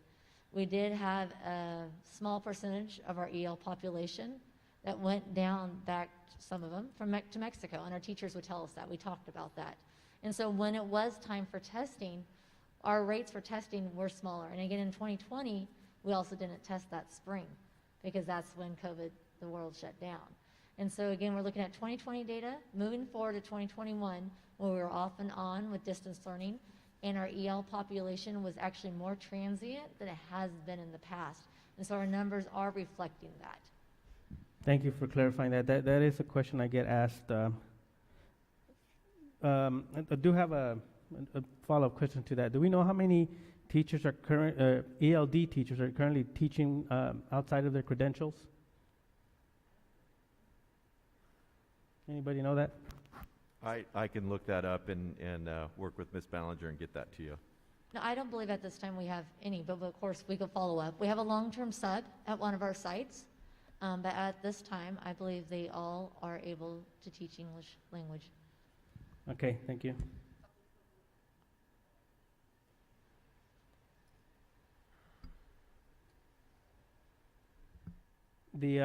This kind of along the same lines is appropriateness of assignment. It's 86.6%. Again, is that, I'm sure it's back to the same answer, but it's a different reason, okay? Why do we see that? And Mandy, you guys could correct me if not. It's okay, but most of it. Defer to Ms. Ballinger to answer that. But as we go through this, and I sat through MCOE last year, it's our athletic periods that we count. And realistically, if you look at it, it's only supposed to be a certain type of day, but due to high school compared to elementary, we have our periods. And again, Mandy could add to it, but a lot of our inappropriateness is that 7th period athletics where we have to get the board approval, which you guys do annually. But again, you could speak about that. Ms. McCauley is absolutely right. When those teachers who are, like say you're a social studies teacher during the day, but you have an athletics section for 7th period, that's considered a misassignment. But we'll see some changes in that because of the way the new reporting system. So my department, we just attended a webinar yesterday, and they're listening to like, hey, this looks like we have misassigned teachers, but they're not. So they're listening to that and how to report that better. So it shows that we don't have misassigned teachers because you guys do the local board authorization for those. Thank you, Ms. Ballinger. Same goal for recruit and retain professional development, training satisfaction. I noticed that not all the sites were on there. We have Buhac, Colony, El Capitan, Golden Valley. What happened to the other ones? I will answer that question. And so at this time, I reached out to the instructional coaches because, again, this is an annual update, and I'm trying to get a mid-year. So I was trying to get a real perspective. And how we do that is Debbie Glass, a few years ago, she created a I'm going to use the word generic PD form, professional development follow-up form for all sites to use. And then each site could add their own personalization to make it, fit the PD that they're doing, or does their site, goals or their graduate profile. And so when I reached out to instructional coaches and for the reports, those are the ones I got back for the fall. So I could have put in progress, but I also got the response for those 3 sites.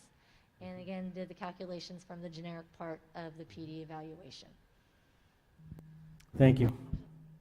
Thank you for the explanation.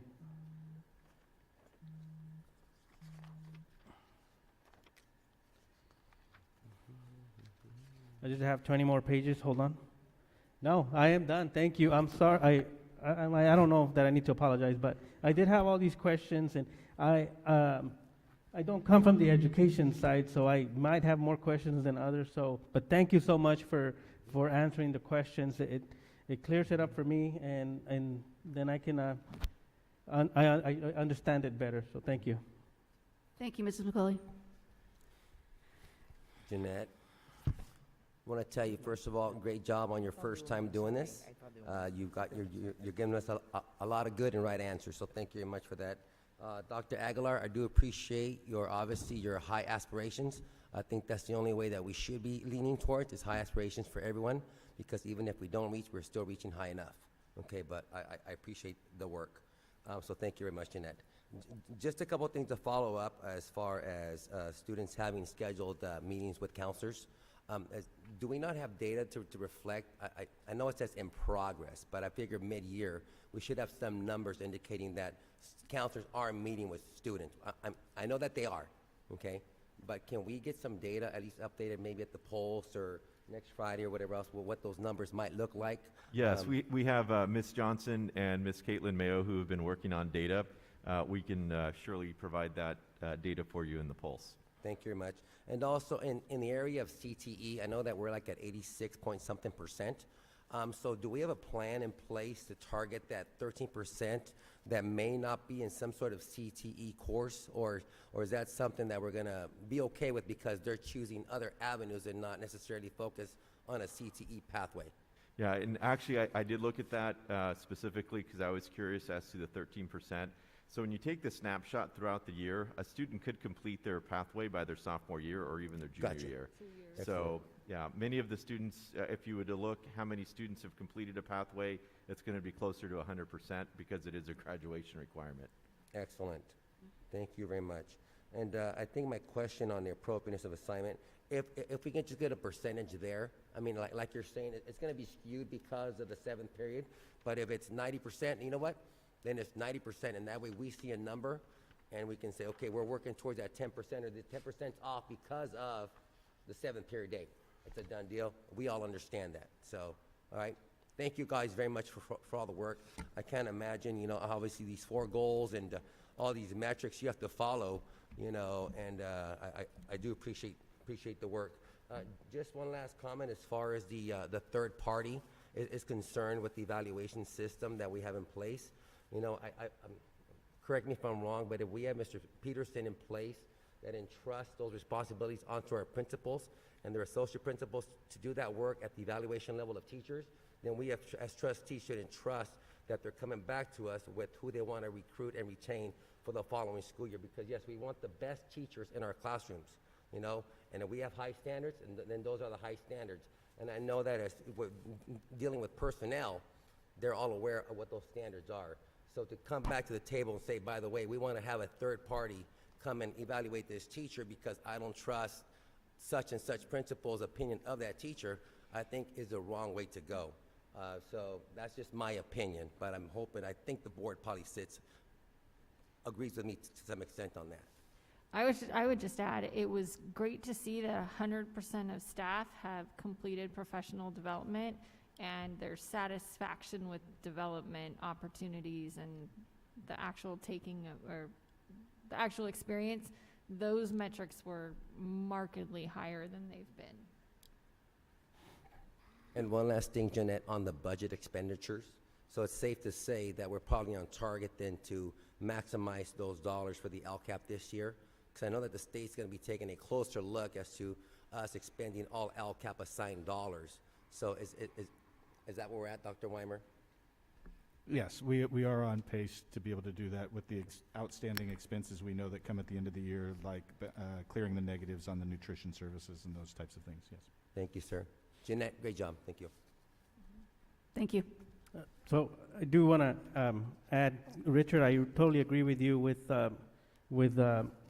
Dr. Aguilar and Ms. McCauley having these high goals to achieve, and I actually like that. I've always advocated that counselors should have more contact with the kids, but I know it's not attainable right now, but I agree with Richard. These are, I like that you have set high goals, and you both, Ms. McCauley and you and the rest of the team that works with you, I do think you guys are doing a great job.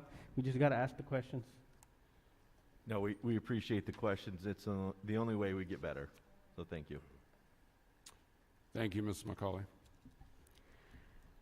Okay, we'll move to new teacher induction program with Mrs. Garman.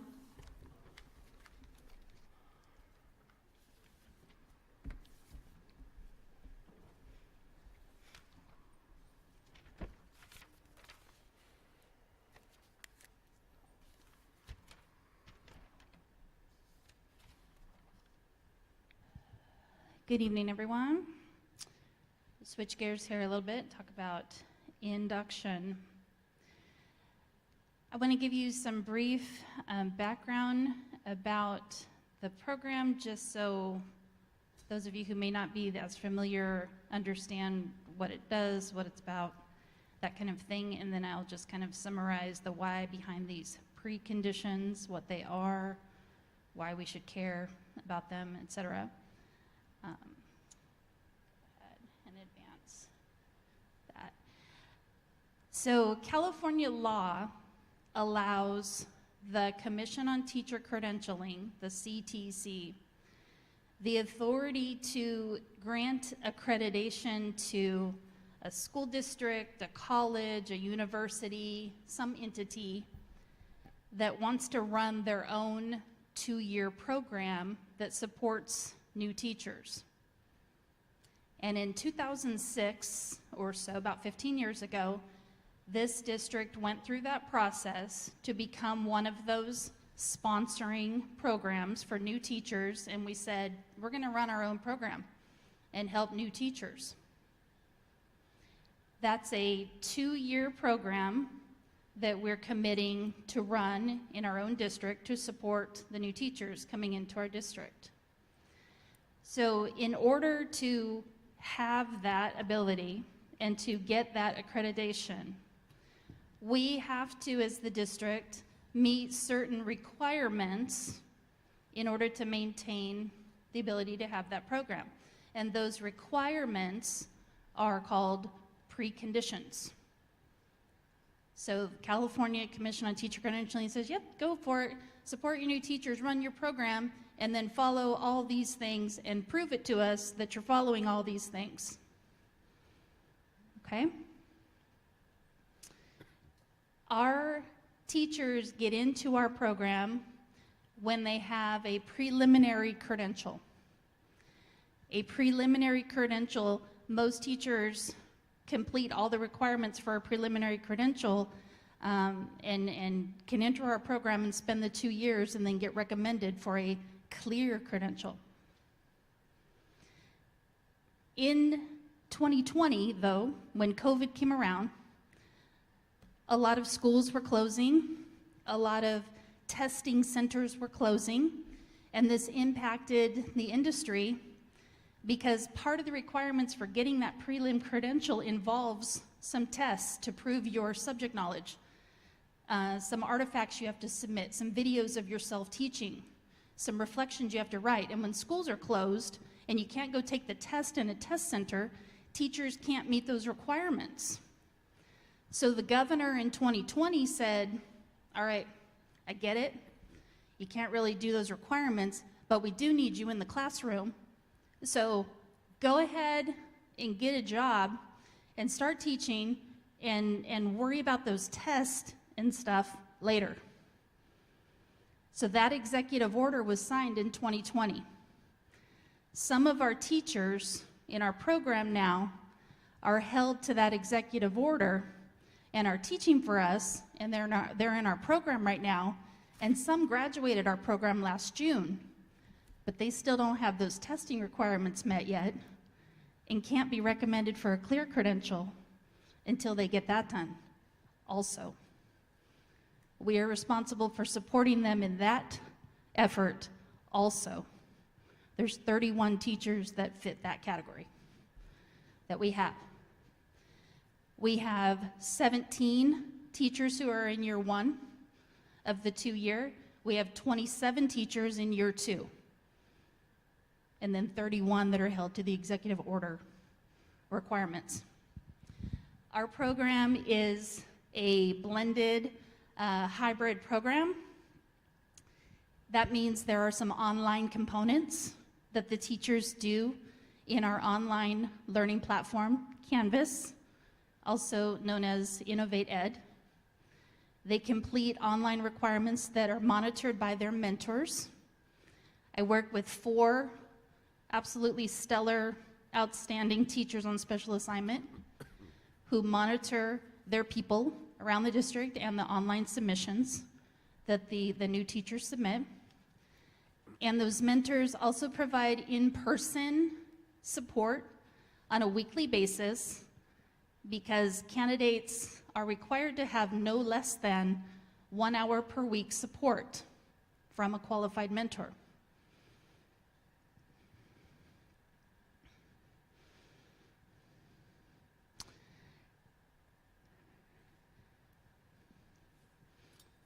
Go ahead and go next. So the requirements are coming due right now because we are in an accreditation cycle to maintain our program. It's a 7-year cycle. And in year 1 and 4 of that 7-year cycle, the preconditions are required to be submitted to the state as evidence that we're doing everything we said we were going to do to support our teachers, and here's our proof so that you know that we're doing everything we said we were going to do. Okay? Go ahead. There's 3 different kinds of preconditions. The kinds that we're just going to summarize tonight are 1 and 2. Number 1 is the general kind that apply to any preparation program in the state. The number 2 kind is because of who's in our program, people with single subject credentials, multiple subject credentials, SPED credentials. The 3rd kind doesn't apply to us anymore. That's only for a program that's just getting started and trying to become their own sponsor, and we did that in 2006. So number 3 doesn't apply to us.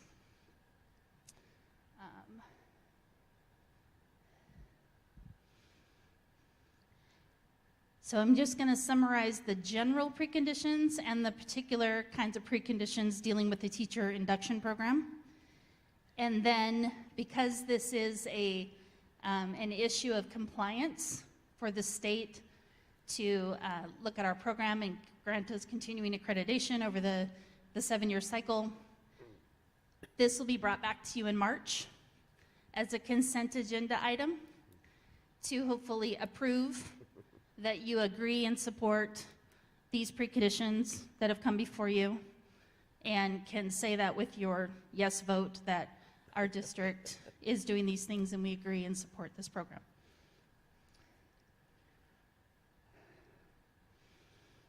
Okay, we're going to switch and just look at the general preconditions up on the screen. You can have these in front of you, but I'm just going to summarize each one of them, and then the teacher induction preconditions. So if you want to switch to the general tab first. What this is a list of 12 general requirements that the state says we have to adhere to, and the links in each precondition section constitutes the evidence or artifact that we are meeting that requirement. I have a guide from the state that tells me what is sufficient evidence and what's not sufficient evidence to submit as proof. And so I fine-tooth comb, each precondition one by one and look at what's sufficient to prove that we're doing this. And those kinds of things are what's linked in each section that you see.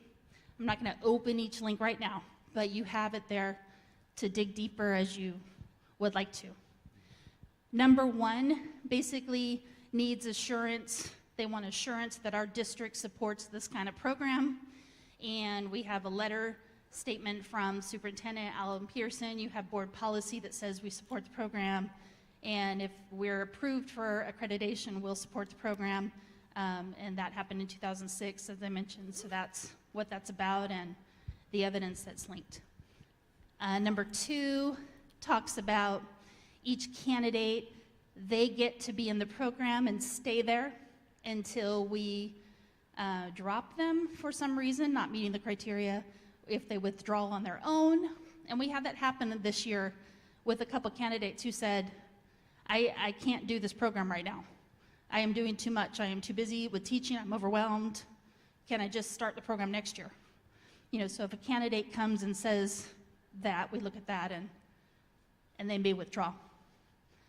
And so the guarantee of services and maintenance of records link basically confirms that we're going to provide the service to you unless there's some situation where you drop out of the program or complete it somewhere else or, for some reason. It also contains a link to the MCOE, Merced County Office of Education document, because we also have to have a plan for, in the event our program has to close, what would happen to all our people? So we have an agreement with MCOE that if our program had to close, all our people would finish induction under them. And that's why that letter is linked there, to show we have that process. Number three is about the structure of personnel in our district, of who reports to who and who's in charge of overseeing this program. So that just talks about, I'm the designated director, coordinator of the program, and I fall under the business services department, so I report to Dr. Weimer. We all report to the superintendent, who reports to you, who reports to the state. So the organizational chart there linked just kind of shows so that they know who's who in the organization to do this job. Number four is about having non-discrimination language in our handbook, in board policy, on our website, that kind of thing. Number five, Number five is a set of assurances that the program quality is guaranteed, and we know that our candidates have their certificate of clearance and that kind of thing. And again, the letter from the superintendent states that he affirms, as the unit head of our district, affirms that we're doing all these things correctly. Number six is about who's going to communicate with the commission and receive and send data. And we're going to maintain whose contact information that is on our website so that they can get in touch with us whenever they want. So that's why that's linked there. Number seven is just assuring the veracity of all these statements and documentation, verifying the legitimacy, accuracy, that kind of thing. Number eight, we have to have a grievance process for any candidate who wants to air a grievance, and so that's linked there. That goes to a document in a form they can do, and it's in our handbook and on the website, and that has to be visible and easy to access and that kind of thing. Number nine does not apply to us because that's for colleges and universities, and we're a school district, so number 9 is not applicable. Number 10 is about district providing the induction website, and that it's going to have current, accurate information on it all the time, so we have that. Number 11 is about maintaining records and security of information about our candidates. My induction program assistant is Summer Eagle. She is fabulous. She's helped me so much this year, and I love working with her. She's based at the DISC, and she maintains a lot of the candidate records and really her office locks. She can secure things that need to be secured. The rest of the items are in the candidate's own Google account or our Canvas platform, which they have access to and personal logins for. And then number 12 is the disclosure that we don't use any other outside providers outside our district to help get this job done. We do this like within our district with our people, and that's what we're promising there with the statement from superintendent. So those are the general requirements that we have to meet and some of the ways that we meet them. Before I just go over the other page real briefly, are there any questions or comments about those?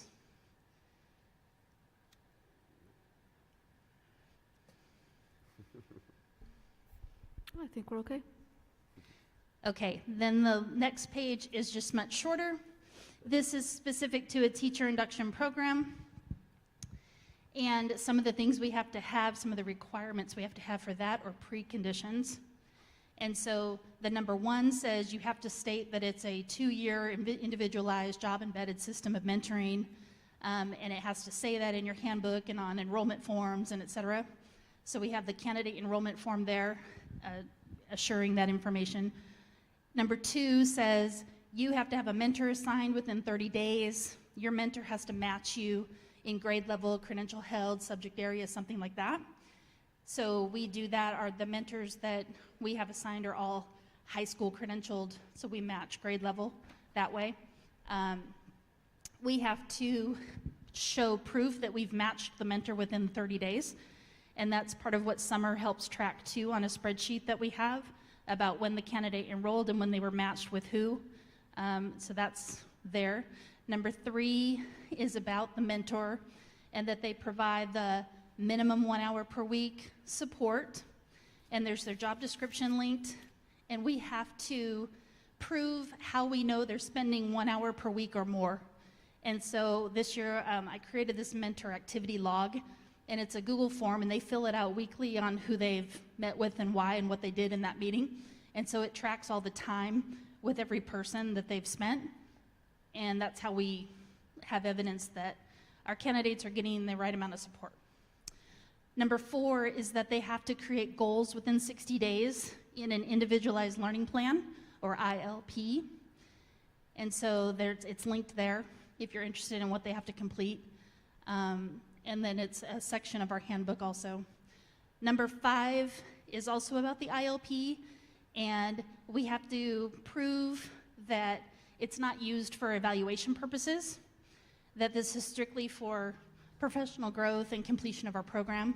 So we have a statement from the superintendent saying it's not for evaluation purposes. And then finally, number 6, we have to have an early completion option.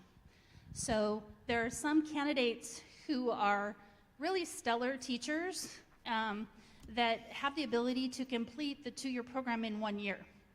And there are certain requirements they have to meet to be eligible to be granted that 1-year early out option, and one of which includes a letter of recommendation from their principal. And so we have to have that, and that link just describes that process and how they get to do that. So that, in a nutshell, is all the preconditions, all the requirements of our program. And we hope to have them approved so that I can submit them next month. Any questions?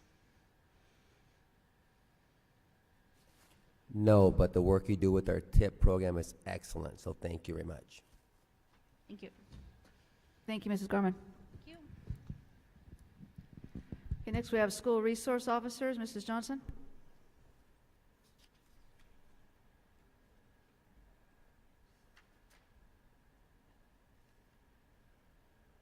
Good evening, everyone.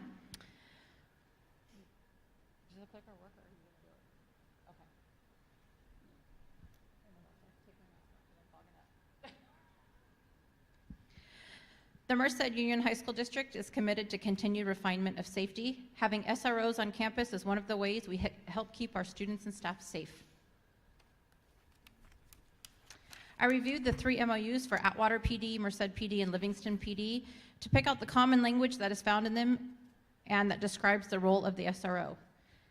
This includes keeping students and adults safe, preventing and reducing school violence, enforcing criminal laws, serving as a role model, providing information on community resources, and providing information on topics such as gangs and safety. They also handle initial reports on crimes committed on campus, coordinate investigative procedures between police and school, collect data, attend special events, and create partnerships with community providers. After reviewing the MOUs, I reached out to every principal in the district and asked each one of them to tell me what they couldn't live without when it comes to the SRO. They said that SROs help them with the supervision of students by positively interacting with them during various parts of the school day. These relationships are important because students learn to trust them and provide SROs with important information. They build positive community relationships and serve as an on-site resource. They help de-escalate disruptive adults when they are on campuses. They provide a lot of knowledge and support about community and student issues that we might not otherwise know about.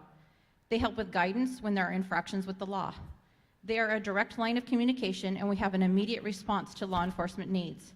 For instance, when we have a threat to the campus, we get immediate help no matter what time of day or night. They help us with some of our home visits and traffic enforcement, and they serve on our student attendance teams to help with student attendance issues and truancy.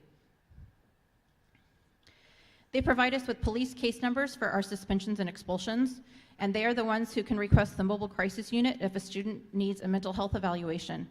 They educate our staff and students on gang issues and help us identify students who are exhibiting gang behavior. They meet with students and parents as needed to provide education or resources on topics such as domestic violence and human trafficking. They help with the collection and destruction of drugs, and as mentioned earlier, they are very quick to help with threats to the school, even doing home visits at all hours when we identify students who may have threatened the safety at a school. We know that our schools are safer because they are there to assist us with all of these issues. I've asked Principals Swartwood and Theodosio of Golden Valley and Atwater High School to please come up and share examples of things that SROs do on campus that they appreciate and can't live without. And they will also be available for questions afterwards. Good evening, Board President Pickle, Mr. Peterson, Mr. Rohrbach, board members, cabinet members. My name is Kevin Swartwood, principal at Golden Valley High School. It's an honor for me to be here tonight to speak to this point. I can speak for, I think, every campus, but for sure in mine, we have always placed great value in our campus SRO. The key word in SRO is resource. We have been fortunate to have quality police officers and human beings as SROs. I'll give you a few examples. We've had some turnover in the SRO area, and I'll just give you 3 quick examples. This year, up until 2 weeks ago, we had Officer Tom Martinez on our campus as our SRO. He, among all those things Christy has talked about, Tom, from a home visit, helped the family get housing and helped the father get a job. This family was living in a horse trailer in the back of a house that they went to visit with a tarp over it. Right away, he went into action, getting those people connected to the community people that could get them into a hotel until temporary housing could be found.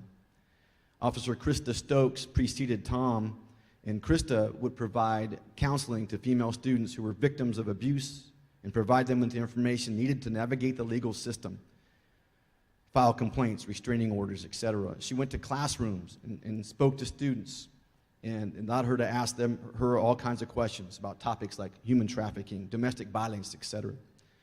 Before Krista was Keith Rigg, back when we first started at Golden Valley in 2014 or 15. Officer Rigg headed up the Explorers program for the MPD. He recruited many of our students to help with that program to get valuable experience. Currently, just 2 weeks ago, we started with a new SR, Officer John Salceda. We call him Officer Sauce, and he is just doing a tremendous job of getting connected with our students. And I'm sure he'll be a great asset like the 3 I talked about. Thank you. Good evening, everyone. My name is Brett Theodosio. I'm principal at Atwater High School. I'd like to just add to the presentation a little bit here. Many of the important points have already been said. I'd like to speak about Officer Josh Corchado at Atwater High School. the two things that come to mind right off the bat are safety and relationships. I have an example here of a relationship story that one of our APs shared.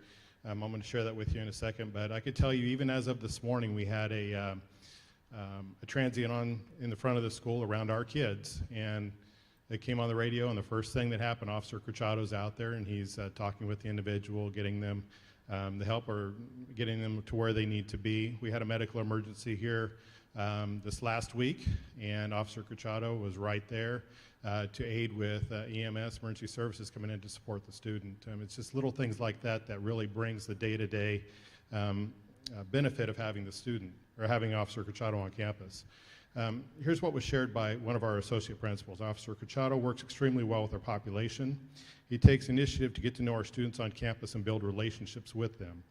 At lunchtime, he'll often have a crowd of students hanging out just to talk. On many occasions, he's gone above and beyond to support students. On one particular occasion, Ms. Fonsfon was dealing with a SDC student in her office for an assault. She was very upset and could not calm down. Officer Cruchado started to speak with her in Spanish and was calmly able to calm her down. He had a discussion with her about life choices, consequences of choices. The way he was able to de-escalate the student was incredible. She's very low functioning, he was able to connect with her. She even told him, "I didn't know cops were nice." This happens a lot with our students when they connect with him. It truly is changing students' perception of what a cop is, and someone is there to support them rather than someone to fear. This has a lot to do with his ability to build relationships. You can tell he makes this a priority. He consistently is out there, out of the office, just speaking with students while they are at passing period or at lunch or after school. A noticeable difference has been with our students who may be associated with gangs. First, they wanted nothing to do with him, but now, and they were actually quite rude at first, but now they're the ones that are talking with him at lunch.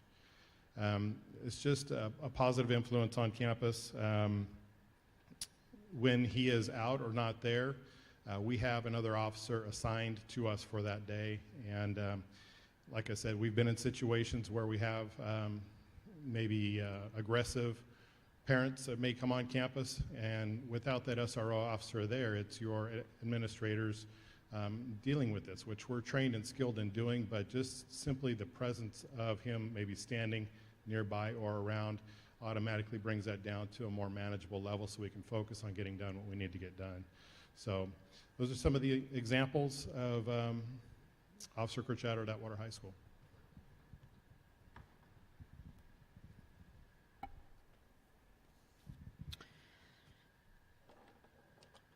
As you can see on the slide, the current cost for the SROs for the school year is a little over $1.4 million.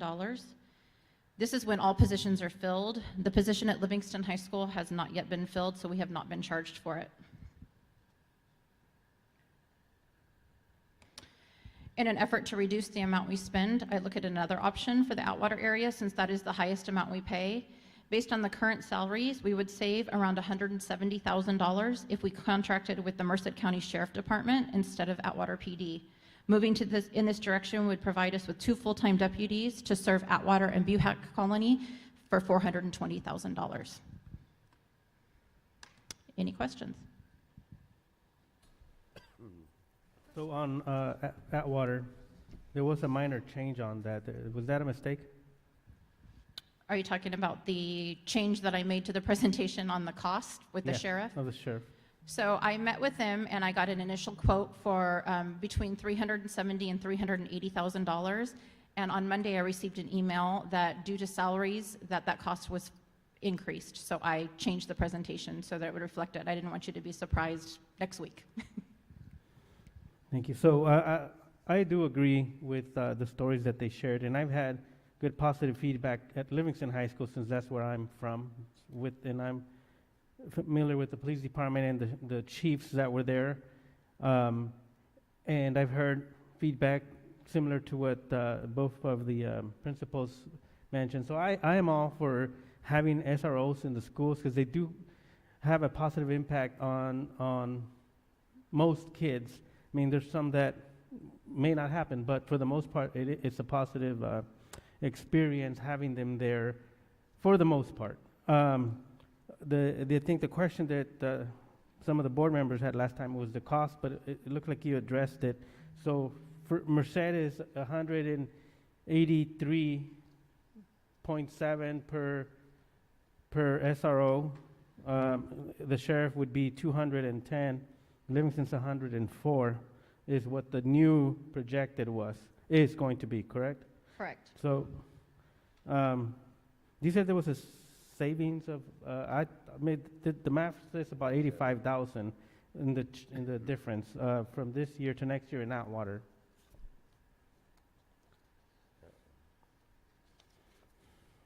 I'd have to get a calculator out, but the cost for next year would be $1.258 million.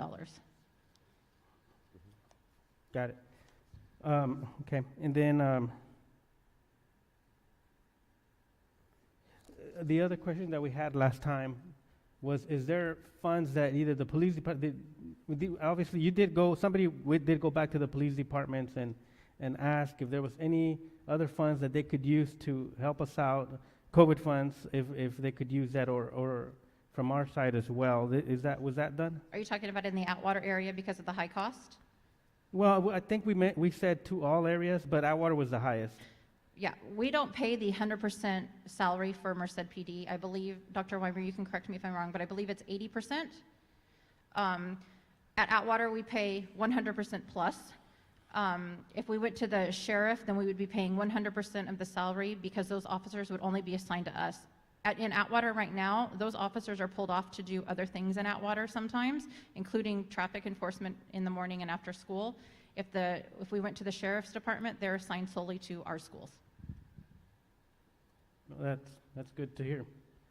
It's, well, and I believe Mr. Peterson did talk with Atwater, but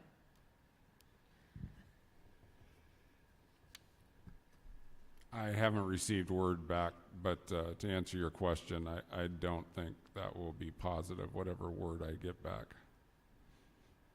In other words, I don't think they're going to use other funds or bring the cost down. However, with this presentation, we can go and explain to them how it's going to go next year, and we'll see. What is the amount for Livingston, the percentage?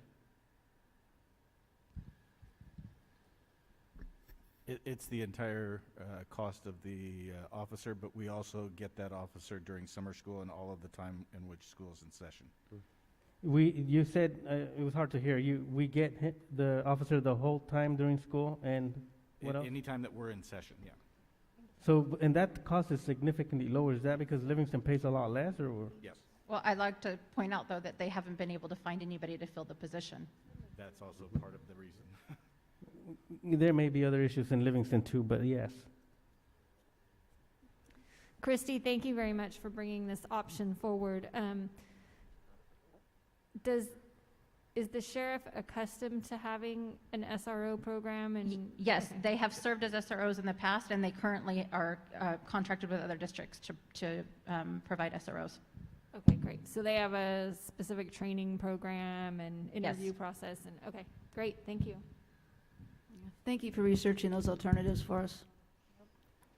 Mr. Swartwood, Mr. Theodosia, thank you for the stories. Those are the stories that we need to hear because so much, negativity is put on SROs, and obviously the impact that they have on our students on our campus is tremendous. So thank you for sharing that. Christy, as far as the Atwater PD, I know that back a few months ago we talked that we could opt out of that contract within was it a 60-day notice or so? Would the sheriffs be okay? I'm coming on board sooner than later, or it's just for next year? So I did speak with them about, they need to know now because they're going to their planning, to do their planning. So they actually contacted me Monday and said, hey, is this a go or not? So it takes them this much time to be ready for August. Excellent, thank you. So just to be clear with the board, this is a go, and we're going to contract with the sheriff's department. Good. Thank you. Thank you, Mrs. Johnson, Mr. Swartwood, Mr. Theodosio. Appreciate it. Okay, next we have Employee Association comment period. DTA.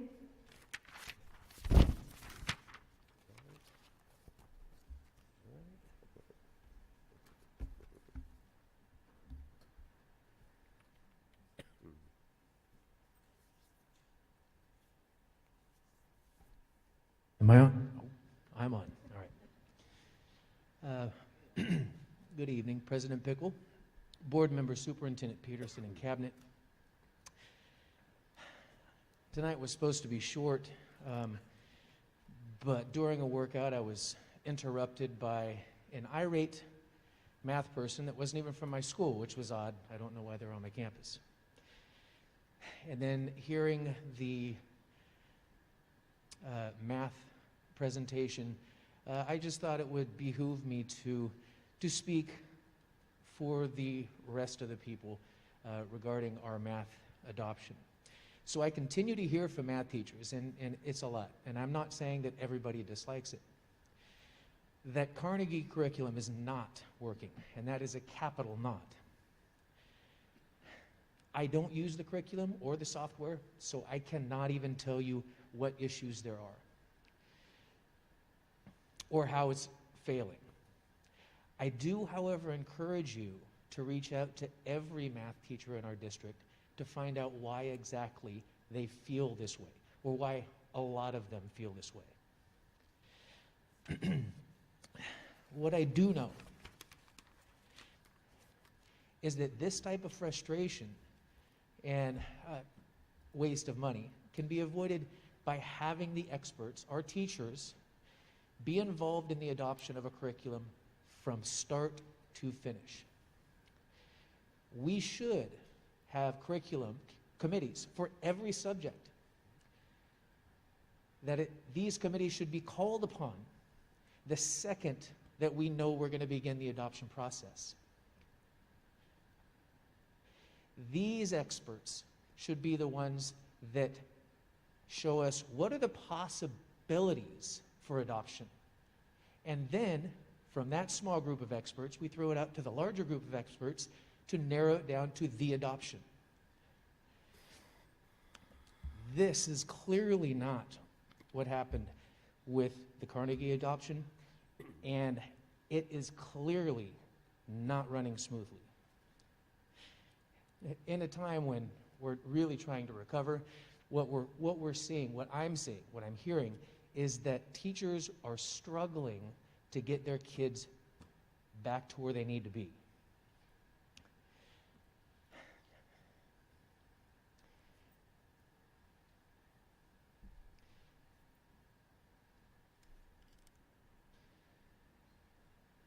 I think that's all I have to say about that. Now, on a different topic, and this is the one that I initially intended to speak about, and it is not just intended for the board, it is intended for everybody, teachers, students, administration. We're tired. Certificated staff are tired. Classified staff are tired. Students are tired. Administrators are tired.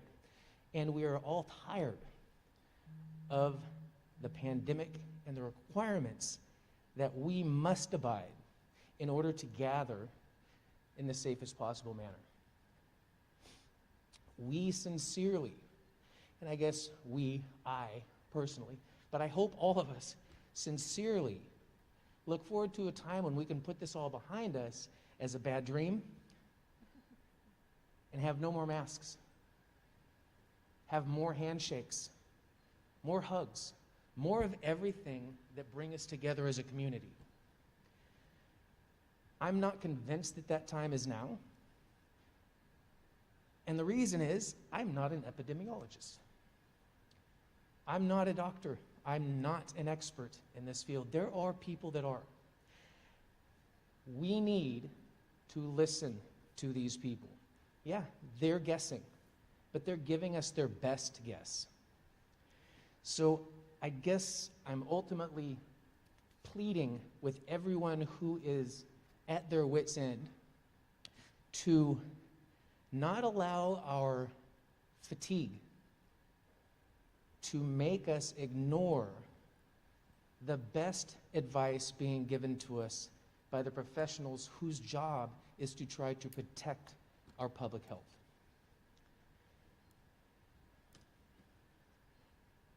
Now, I'll get off my soapbox and say thank you, And I really do appreciate all of the very thoughtful questions that you have regarding the spending of our money, number one, and how our students are being taken care of.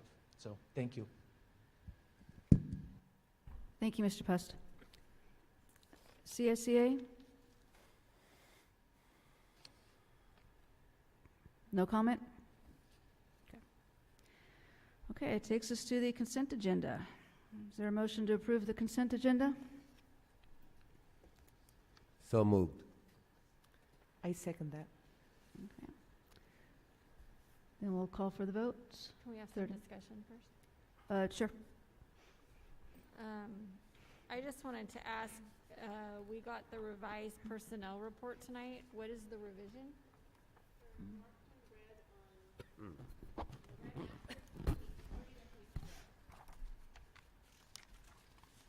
There was a correction on the site that the person moved to. Do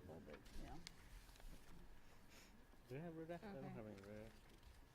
Thank you. I also wanted to ask, Oh. one of the questions, or one of the comments made tonight was that we may not be able to offer summer school on the El Capitan campus. We would still offer it for students, but they might be at a different campus. So I'm thinking we would not need a principal for the El Capitan summer school program, and that position is on here.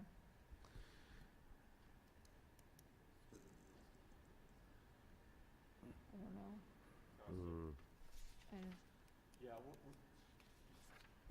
We're going to look at staffing once we know for sure what's going to happen with El Capitan. There will be an impact.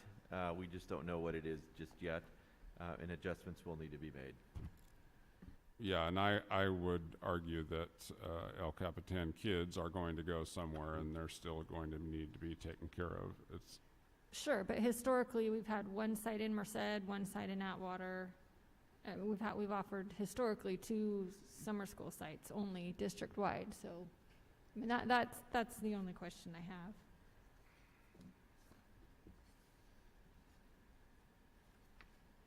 So this would be approving pending summer school at that site. Is that correct? Yes. Ms. Ballinger, question on the campus liaisons. Why is there no names on those?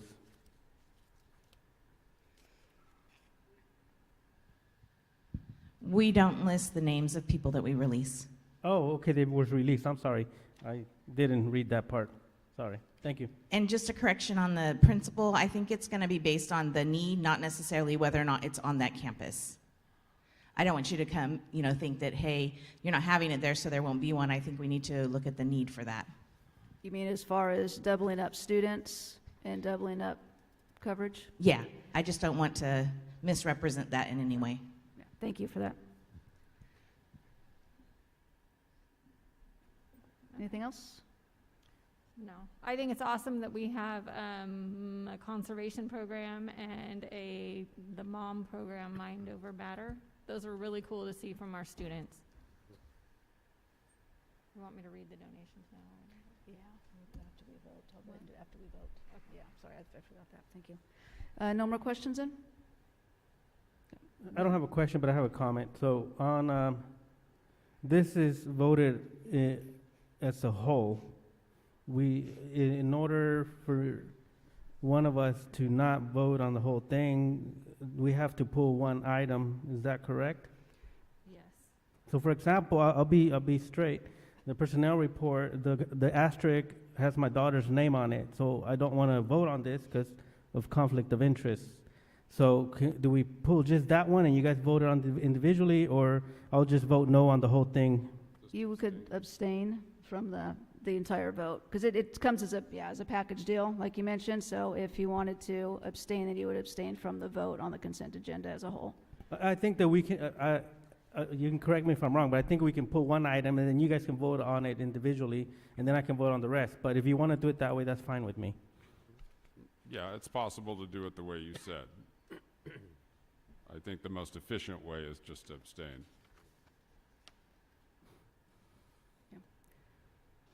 Okay, and we'll call for the vote then.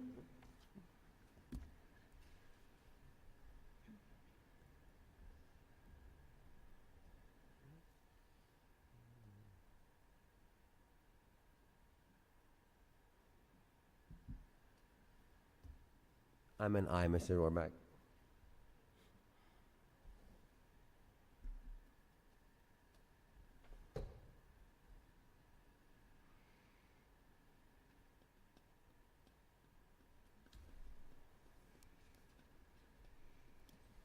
Ms. Robach, I need to change my vote.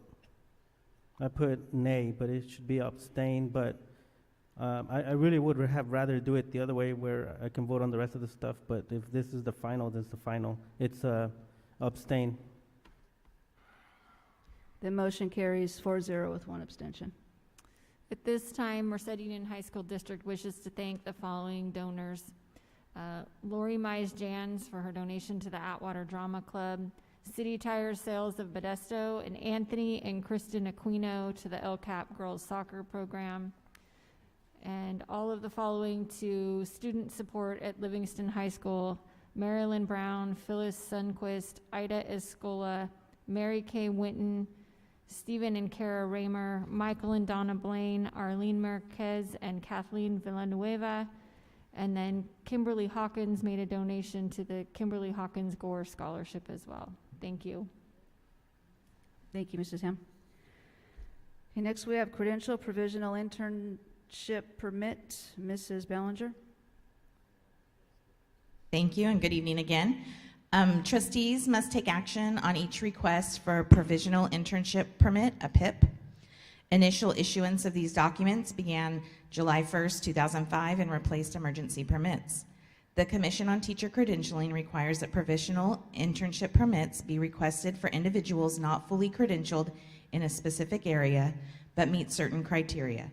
The district's practice is to request PIPs where there is a shortage of available candidates that have not met subject matter competence but are pursuing a teaching credential. At this time, we are requesting 1 PIP in English. This is the only document the individual is eligible for.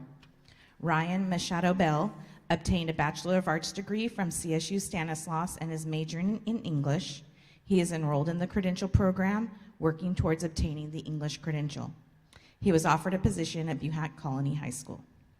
The superintendent recommends the Board of Trustees approve the provisional internship permit as submitted for the 21-22 school year. So moved. Second.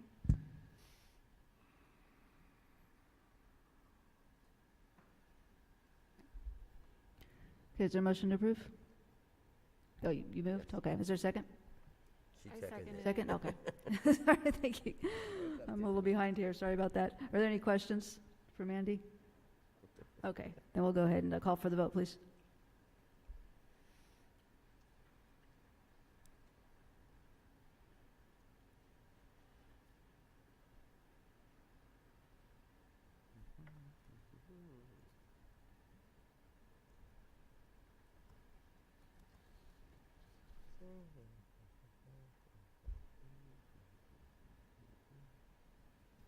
Okay, motion carries 5-0.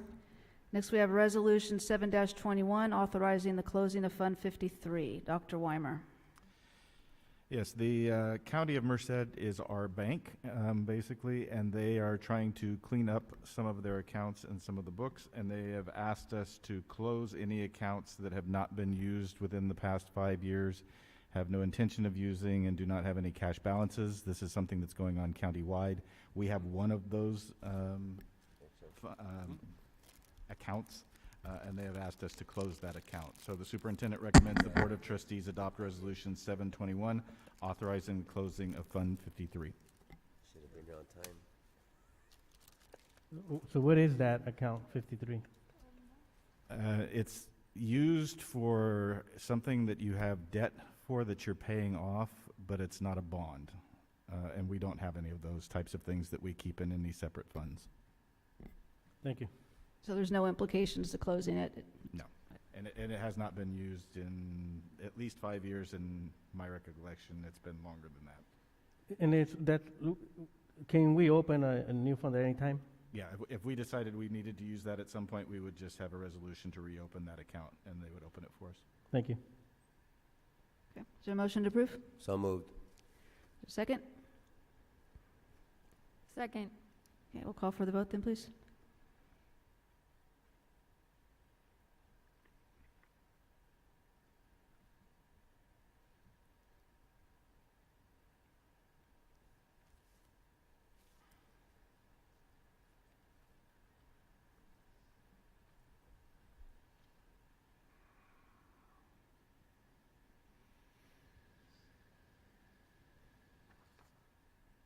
Okay, motion carries 5-0. Next, we have proposed district calendars for 2023-24 and 2024-25. Mrs. Ballinger. The district calendar is adopted by the Board of Trustees. MUHSD works jointly with surrounding feeder school districts to develop the school calendars every few years. This year, during our collaboration meeting held on January 13th, 2022, the district agreed to approve multiple years of calendars. This is helpful for planning purposes for districts. That collaboration, along with attendance and historical parameters, were used in the development of the 2023, 2024, and 2024-2025 calendars. Variables considered in the calendar development include holidays defined in Ed Code, Thanksgiving week off due to high absenteeism and feeder schools having time off, conclusion of the first semester prior to winter break, placement of spring and February recesses, and the placement of MUHSD graduation ceremonies to avoid conflicting with feeder district's 8th grade graduation ceremonies. Consideration of feeder schools is an important criteria in developing the calendar, as conflicting calendars cause potential problems for parents and students with students in multiple school districts. The draft 23-24 and 24-25 calendars were also emailed to both union presidents for their input on January 13th. In order for the Lincoln Day and President Day holiday to be observed on a date other than that identified in California Ed Code, the acting school board must adopt a resolution that identifies the alternative calendar holiday. Board adoption of the attached resolution number 08-21 would allow the district to observe President's Day on Friday, February 16th, 2024 for the 23-24 school year, and resolution number 9-17 would allow the district to observe Lincoln's Day on Monday, February 10th, 2025, and President's Day on Friday, February 14th, 2025 for the 24-25 school year. The superintendent submits the proposed 23-24 and 24-25 school calendars for first reading with possible adoption and recommends the approval to adopt resolution numbers 8-21 and 9-21 holiday observance, which allow the district to observe Lincoln's Day and President's Day on an alternative day for the 23-24 and 24-25 school year. Thank you. Is there a motion to approve? I'll make a motion to approve first reading with waiving the second reading also. Is there a second?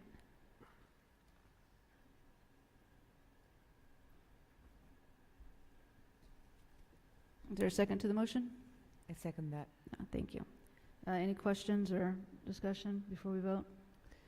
Why is spring break in 25 tied to Easter but not in 24? They're both tied to Easter. No. Easter in 23-24 is March 31st. So we have Good Friday is when the break starts on March 29th and it goes through April 5th. And then 24-25 Easter's on April 20th. We take Good Friday the 18th through the 25th. Okay. It seems like an incredibly long in 25. You go from President's Week all the way through, you go from President's Week all the way almost to the end of April before the kids and staff and everyone else get a break. Is that, I mean, do we always tie it to Easter? Yeah, historically we've applied it to Easter and we take the week off after Easter.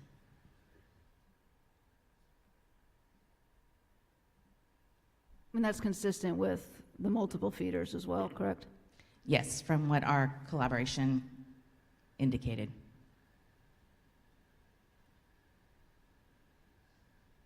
Okay. Any other questions?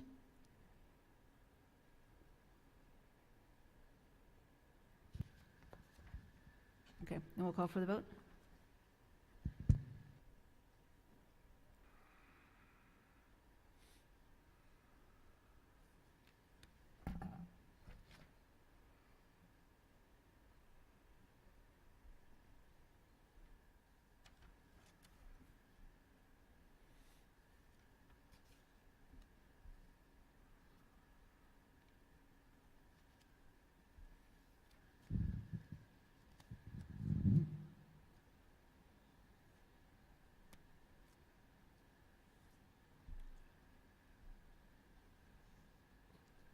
Okay, motion carries 4-1. Next, we have superintendent goals for 2022-23. Mr. Peterson? Mr. Weimer, do you want to read the recommendation? I will read the recommendation. The superintendent recommends the board adopt the new superintendent goals for 2022-2023. This is just very quickly a summary of what happened at our last study session. So we do have the continuing goals from the previous years that we will still be working on to complete. Those are identified for you on the first slide. I just want to point out on that first slide that obviously the last 2 years it's been difficult to get people together. In order to create a new adulting class, that requires the kind of collaboration that Mr. Pust was just talking about. Same with financial literacy. So it's not that we're forgetting about these. We will come back and finish them up in the next year as soon as we are able to pull staff out at will and have them help us create these 2 classes. So based on the conversations at the last meeting, the study session, we do have a timeline. The initial discussion was at the January board study session, adopting the new goals tonight at the February board meeting. We will then be reviewing those new goals with site and district staff to identify outcomes and measures. So there are no outcomes or measures on these tonight. That's something that we will be working on over the next 2 months. And then we would adopt the board goals again with the outcomes and measures, hopefully at the April board meeting. The new goals after the discussion at the January study session for 22-23 outline meaningful two-way communication expectations for school community that go beyond compliance, notifications, and social media promotions. And then the other 3 are tied to Tier 1 services. The first one being math, set the measurable and reasonable expectations of growth for all students in math in a more meaningful way than CASP scores. Counseling, set and coordinate the measurable expectations for counseling services that all students should receive and identify how that will be tracked and reported. And multi-tiered systems of support, identify and define what services will be provided to all students and who will be providing those services. Staff will have a common understanding of MTSS terminology and services that are consistent and uniform across the district. So those would be the 4 goals, and again, working with staff over the next couple of months, we would put the measurable pieces to that together and bring that back to you.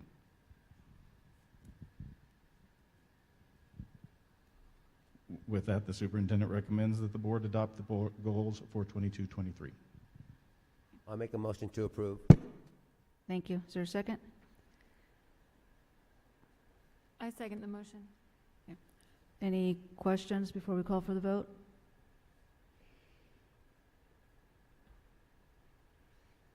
So we're good?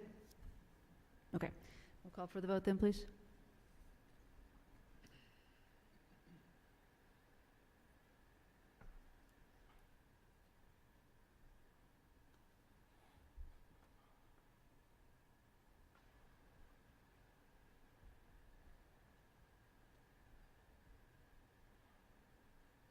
The motion carries 5-0.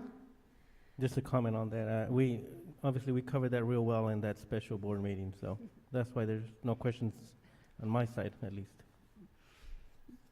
That's good. We did a good job on that then. Last item, purchase of real property in the city of Atwater. Dr. Weimer.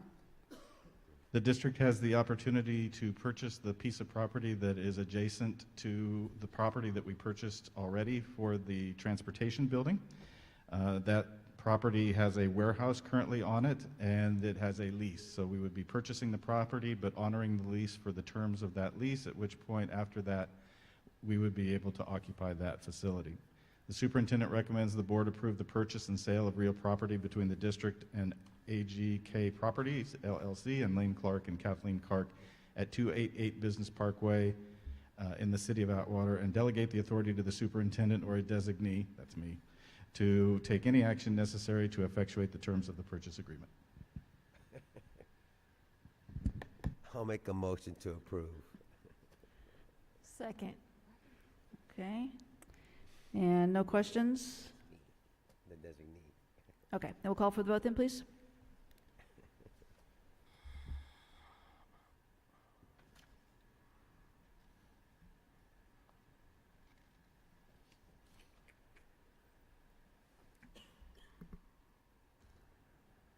I'd just like to comment, I think it's really fantastic, the initiative the district has taken to secure property and create a complex for the district, not only the district offices, but M&O, nutrition services, transportation. I think it's going to help the district run really smoothly.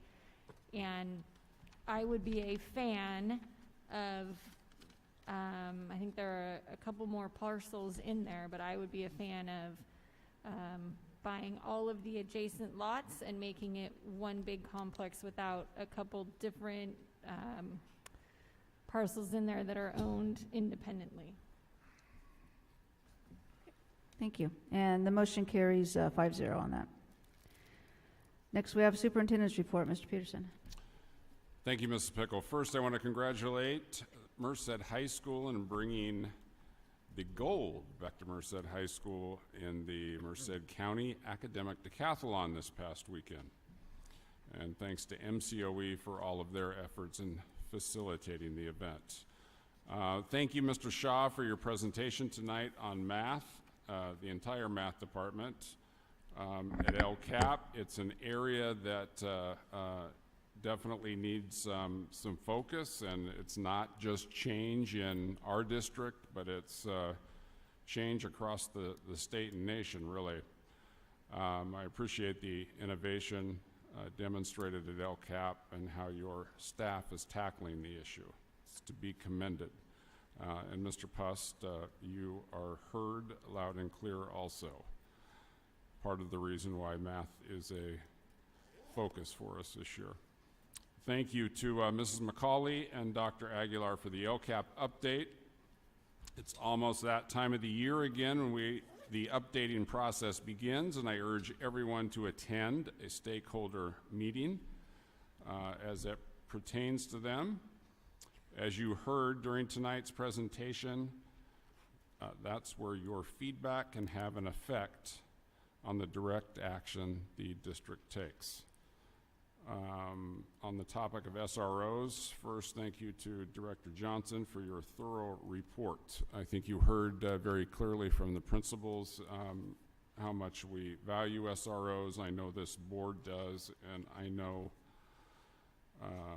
of course, I do, and it's just finding the most efficient and effective way to use our resources to contract them. There have been a lot of conversations about masking going on in districts around us, and I just want to take that straight on. With the state changing its guidance for society at large and not schools, it has left many frustrated. I ask everyone to be patient, and to continue to follow the protocols. It is very possible the state will announce changes regarding K-12 guidance very soon. In the meantime, we continue as is. If the state does not act soon, I anticipate our board will want to talk about this issue at a future meeting to discuss options. But again, I ask everyone to be patient, and that is all I have tonight. Thank you, Mrs. Pickle.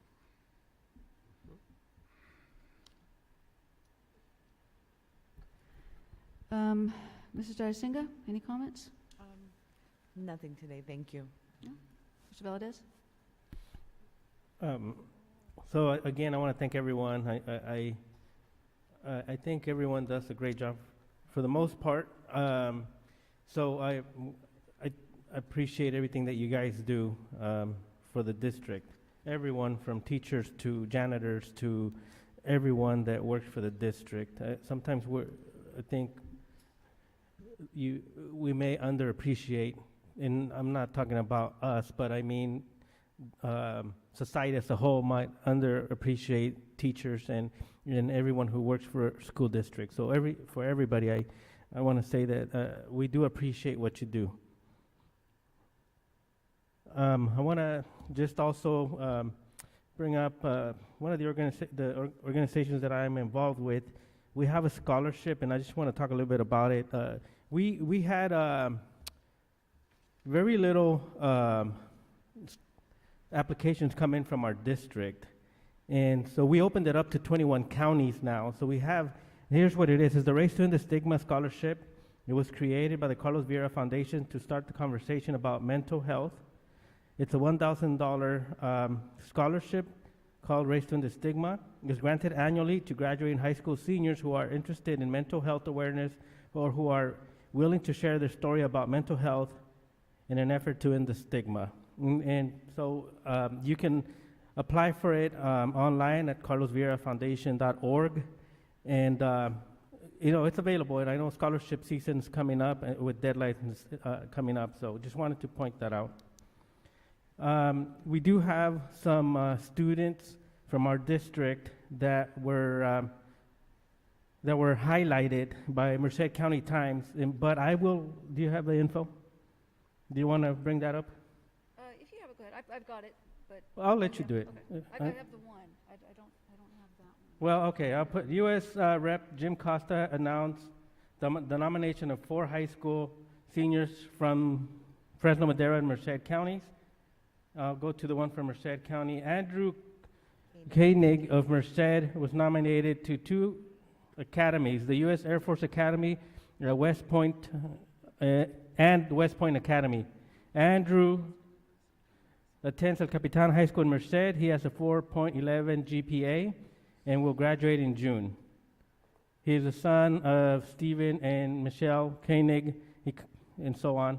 Thomas Garner III of Atwater, nominated to 4 academies, the U.S. Merchant Marine, the U.S. Naval Academy, West Point Academy, and the U.S. Air Force Academy.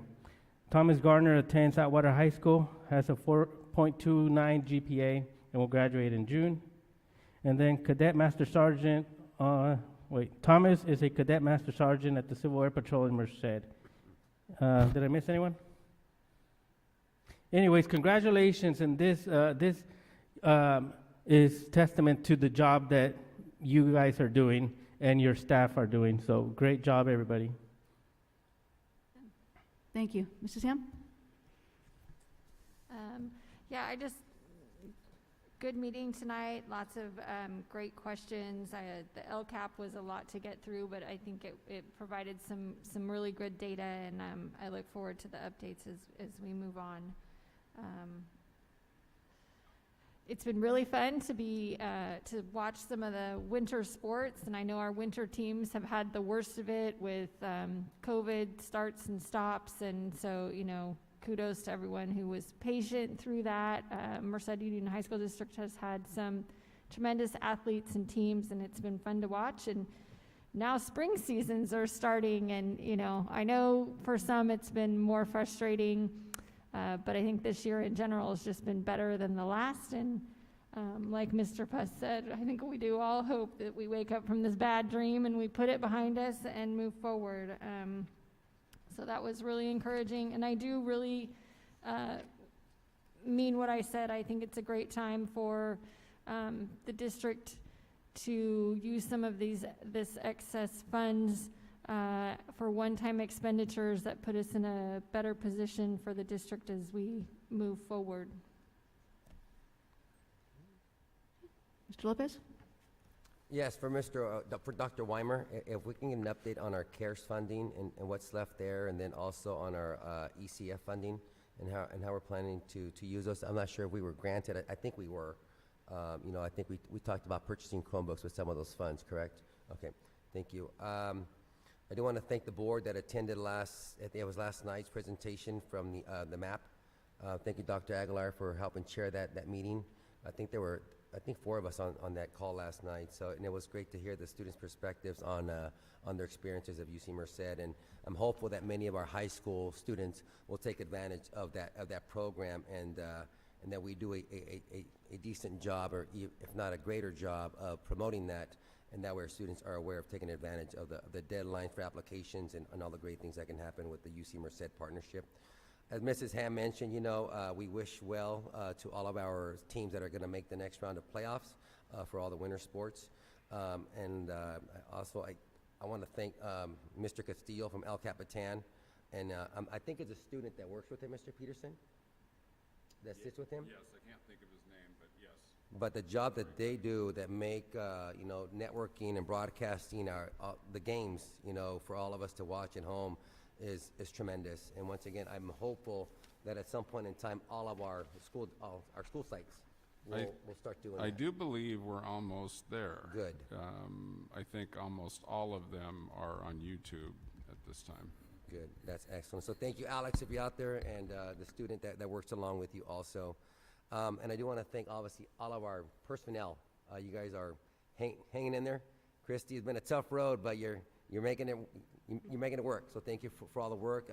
You've been like someone I can lean on as far as, you know, questions for my district. So I do appreciate all the support there and just clarifying things for me. So as Mr. Peterson mentioned, I think we're almost near the end, Mr. Peterson. So sooner than later. Thank you guys very much. Can I add one more thing, Tiffany? I was ecstatic to see in the polls that forensics is being added as an elective, speech and debate. So I'm really excited about that. I don't know if it's across all campuses, but hopefully it'll spiral and be something for all our kids as an option. Thank you. Lastly, I would just like to also congratulate Thomas Garner on his nominations to the U.S. Merchant Marine, U.S. Naval Academy, West Point Academy, and the U.S. Air Force Academy. I'd also like to congratulate Andrew Koenig on his appointments as well. Those are both amazing accomplishments for both those young men. You should be congratulated and very proud. So thank you. And with that, we will adjourn. Wait, one more thing, sorry. Happy birthday to Leslie. Yes. Mrs. Rohrbach. Thank you, Julio, for reminding me of that. Happy birthday, Mrs. Rohrbach. And thank you for everything. Thank you. And with that, we'll adjourn at 8:26.